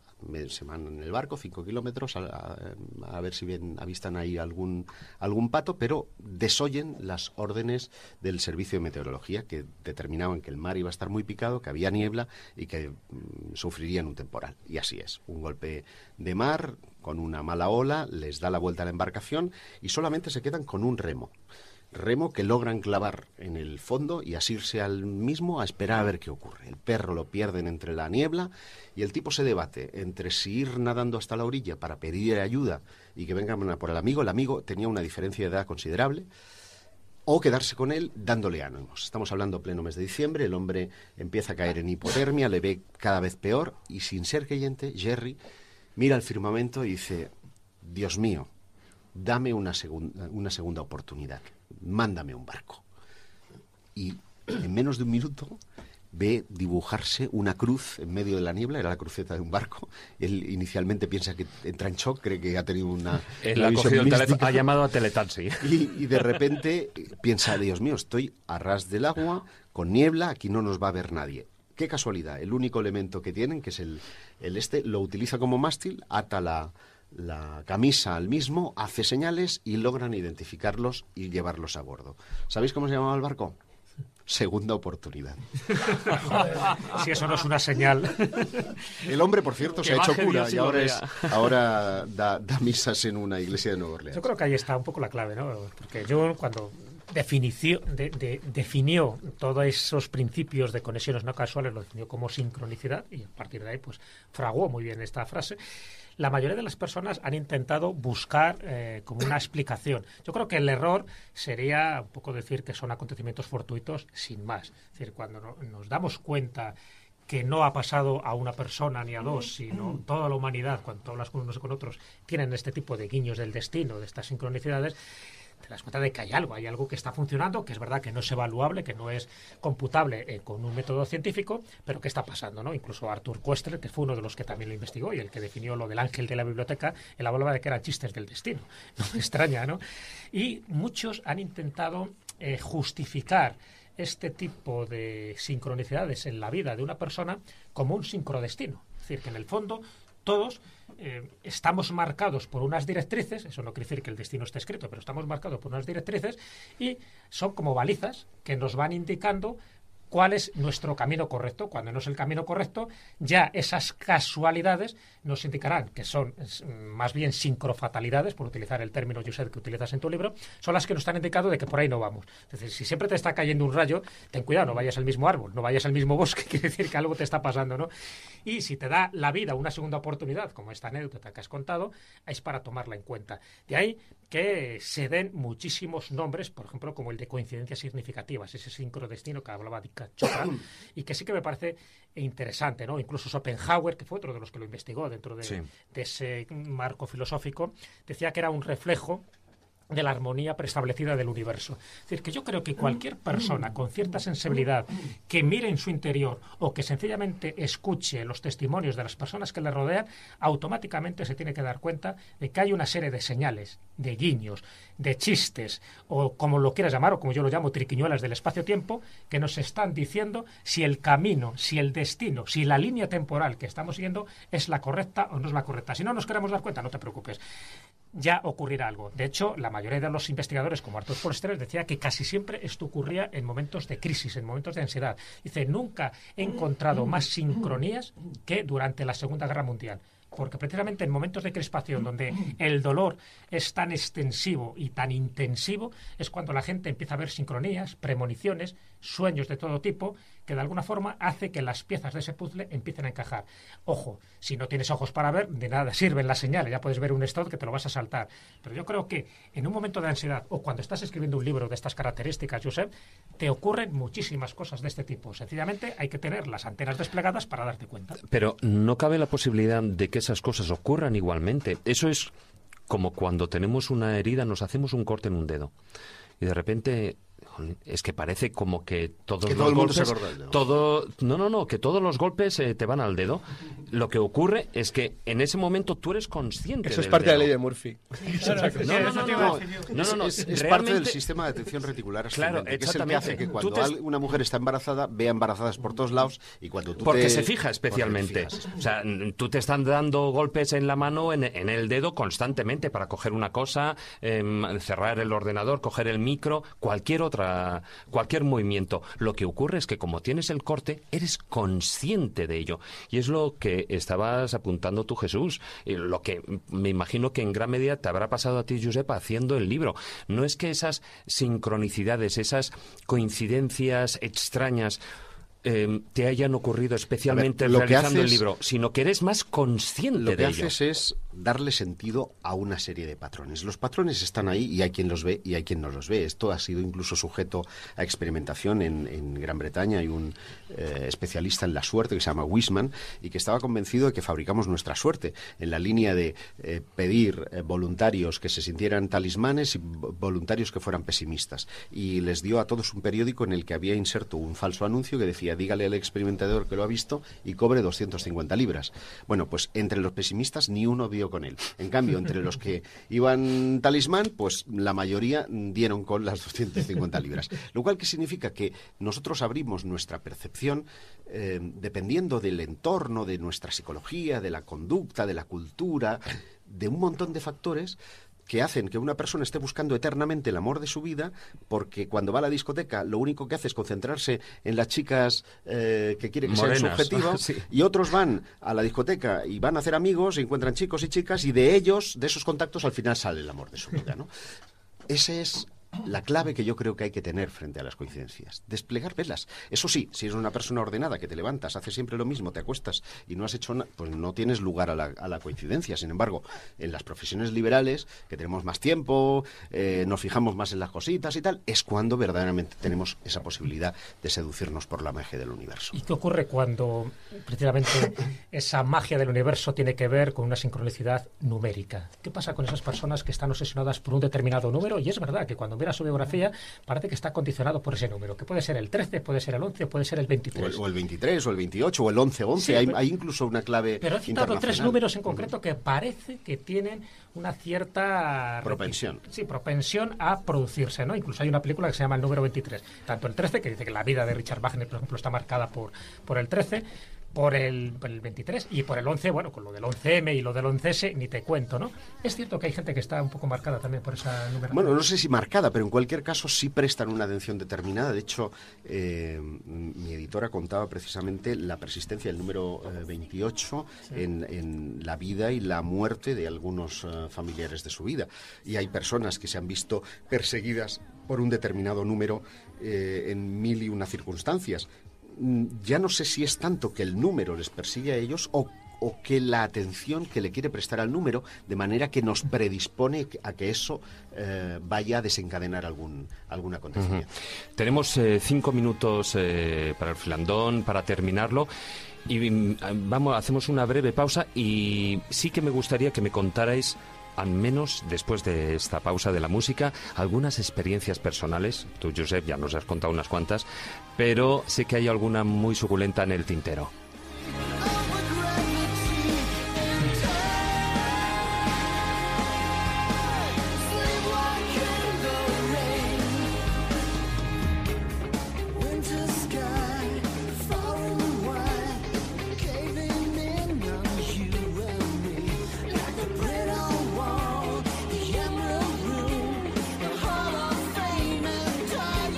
Love we died for, petrified.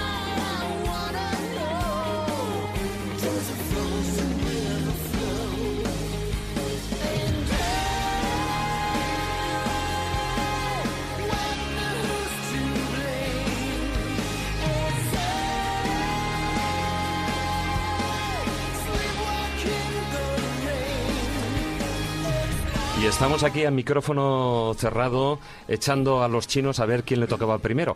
Y le ha tocado a Maese Cuesta. Yo no sé si esto es exactamente una sincronicidad, pero la voy a contar. Es algo muy curioso que me sucedió cuando llevé a mis hijos a Euro Disney hace unos cuantos años. Resulta que fuimos a Euro Disney, fuimos en coche, y volvimos a Madrid, y cuando llegamos a Madrid, a la casa de mi suegra, que era donde habíamos dejado el perro, mi suegra dijo que el perro se había puesto justamente en la puerta esperándonos en el momento justo en el que nosotros salíamos de París. Esa es la anécdota que yo puedo contar, que no sé si es exactamente una sincronicidad, si intuición alemán o qué. Sí, bueno, eso me recuerda a la de Lord Carnarvon, cuando fallece en Inglaterra, y cuando fallece en Egipto, que su perra en Inglaterra fallece, le echa un aullido y dicen que fallece en el mismo momento. Curioso. Y ahí empieza la maldición de los faraones. Sí, ¿no? Carlos. Voy a intentar contarlo rápido porque es realmente original. Mi dominio actual personal en internet se llama carloscanales.es, pero yo en el año 1999 abrí el primero mío, que era carloscanales.com. En aquel entonces era algo muy inusual y una empresa de Texas que se acaba de captar dominios me hizo un regalo muy original. Es que me mandó los datos de los Carlos Canales que en aquel entonces en el mundo tenían un dominio similar al mío. Entonces, por pura curiosidad, tener en cuenta que el Internet hace 15 años, 16 años, era muy pequeño, relativamente. Sí, no tiene nada que ver con el actual. Y se me ocurrió, pues, investigar al primero. El primero, es que estaría buenísimo que viera la escóbula de la brújula. Era mexicano, se llamaba Carlos Canales, y en aquel entonces era el director de Toshiba, México. Era un informático. Pero había sido director de Apple, México. Yo en aquel entonces tenía 2 Apple y un Toshiba. Es genial, pero el segundo era mejor. Voy al segundo de la lista. El segundo de la lista era un teniente de la Marina chilena destinado en Talcahuano. En aquel entonces el autor de un libro de Ristre, por cierto, maquetado por Juan Ignacio, que le tengo aquí al lado, Real Ejército de California, él era de origen chileno por parte de su padre, y a su primo le acaban de nombrar agregado naval de Chile en Madrid. Entonces, bueno, yo quedé un día a comer con él, y eso que estás pensando, y dices, ¿qué más da arriesgarme a preguntarle? Digo, oye, perdona, eres teniente de navío. Hay un teniente de navío en Talcahuano, en la base de Talcahuano vuestra, no sé si le conocerás de algo, pero es que se llama Carlos Canales como yo. Y dice, sí, hombre, claro, es el hijo de mi amigo Vicente. Hay 13 millones de chilenos, 310 millones de americanos. Le conocían los dos. Es increíble. No fui a ver el tercero. Me paré ahí. Por si acaso, ¿no? Y de repente te dice, hola, soy tu padre. No sé, decidí parar ahí. Jesús. Bueno, yo la verdad que tengo varias, ¿no? Y muchas relacionadas con la investigación que haces. Una de ellas es personal. Yo cuando me compré un coche, el que tenía antes del que tengo ahora, que era un Fiat Punto, me lo compré y mi hermano se había comprado al poco tiempo otro coche, un Volvo. Entonces, cuando vi ese coche me di cuenta que salvo las letras, el número era exactamente igual, la misma matrícula.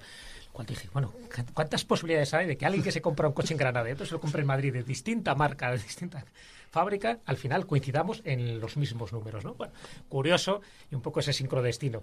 Y una anécdota muy rápida, dentro de esas muchas investigaciones, cuando voy, eso nos pasa yo creo que a todos, siempre encuentras a la persona adecuada y con las llaves adecuadas. Recuerdo una anécdota cuando estaba haciendo esa investigación con Javier Sierra, que luego dio fruto un libro que se llama La España extraña. Estaban buscando, dentro de un capítulo muy concreto, que esas entidades protectoras, pues a testigos que habían tenido esa experiencia con una especie de dama luminosa, ¿no? Y habíamos estado ya pues en el Picazo, habíamos estado en Rojales y nos faltaba ir a Arroyo Sujayal, que era también una pedanía ahí en Albacete, con muy pocos habitantes y buscando a esa testigo. Una testigo que sabíamos que no vivía allí y que ella vivía en una localidad de Barcelona. Pero como fuimos en una Semana Santa, además una época con nieve tremendo, que para llegar allí casi nos jugamos la vida. Y mira tú por dónde justo en esos días estaba pasando esta chica, bueno ya una mujer, sus días de vacaciones con la familia en Arroyo Sujayal, que era muy difícil que pasara por allí porque normalmente ella vivía en esta localidad de Barcelona. Bueno, pues fue encontrarla, fue que nos contara su testimonio y fue esa sincronicidad para decir, el esfuerzo que nos costó llegar hasta allí pues quedó recompensado totalmente con alguien que no habíamos podido localizar telefónicamente con ella porque no teníamos sus datos y mira tú por dónde coincidimos todos en ese espacio-tiempo para que recabar su testimonio, incluso recabar su fotografía y su historia aparece reflejada en este libro que acabo de comentar. Bueno, Josep. La mía va a ser muy breve, porque sí, yo ya he contado muchas. Mi actual pareja y yo, cuando nos conocíamos, teníamos nuestros nick en internet, eran Mulder y Scully. hay muchos Mulder y muchas Scullys, porque entre los aficionados a Expediente X era muy común. Lo curioso es que de todos los operadores que habían de Internet, teníamos los mismos. Éramos mulder@ctv.es y scully@ctv.es. Estábamos condenados a estar juntos. Sí, sí. ¿Cuál de los dos es el que no cree en estos temas? Bueno, yo creo que el filandón lo dejamos aquí porque ya estamos prácticamente fuera de tiempo. Gracias, Josep. Ha sido un placer. El placer ha sido, por supuesto, nuestro de haberte tenido aquí en la Escóbula de la Brújula. Hasta una próxima ocasión, de verdad. Aterrizo de la escóbula. Que la habrá, que la habrá. La Escóbula de la Brújula. Todos los viernes a medianoche en Radio 4G.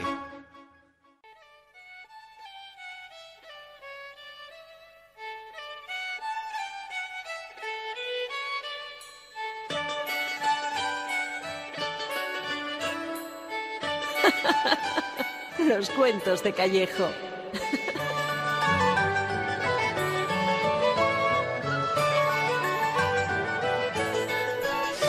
Bueno, Jesús, hoy creo que te habrá sido difícil escoger el cuento de hoy, porque sobre esta temática hay un buen porrón. Sí, sobre todo, no hay cuentos sobre sincronicidad exactamente, pero sí hay cuentos sobre el destino. Yo creo que el destino es un denominador común que nos marca a todos. Así que he elegido un cuento, en este caso de la tradición japonesa, que muy breve, pero yo creo que con una moraleja bastante significativa.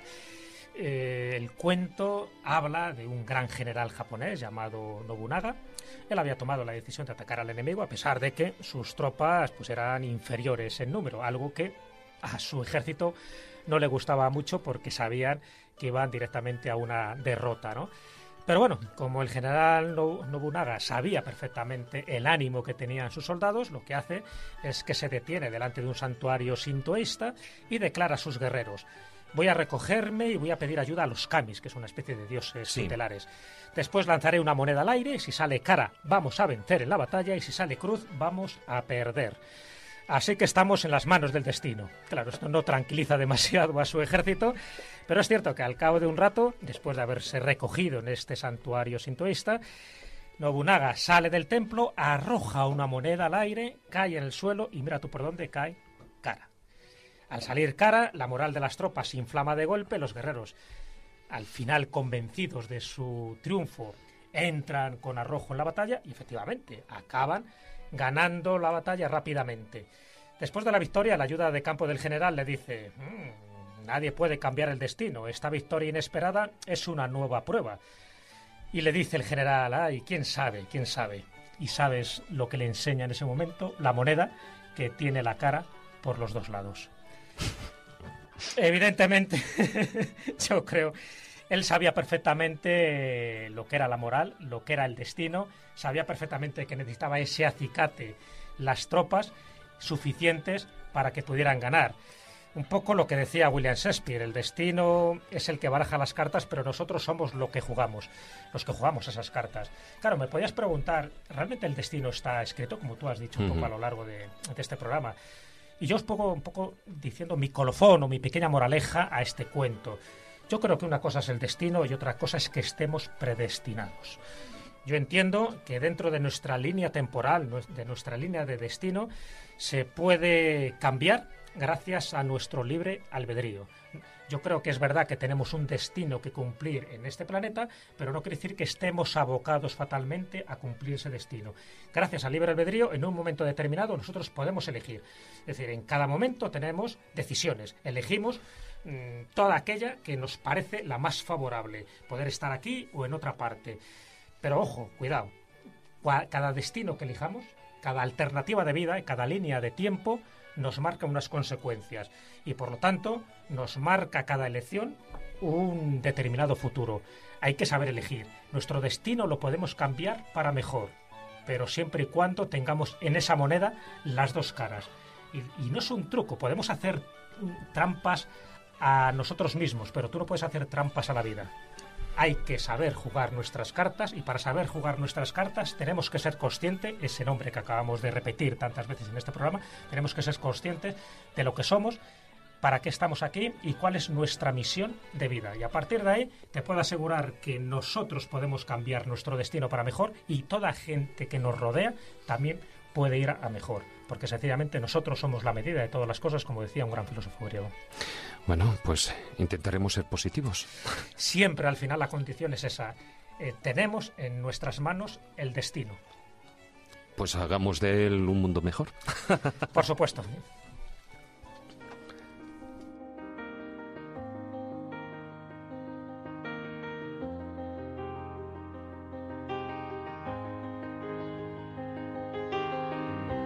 Close enough to start a war.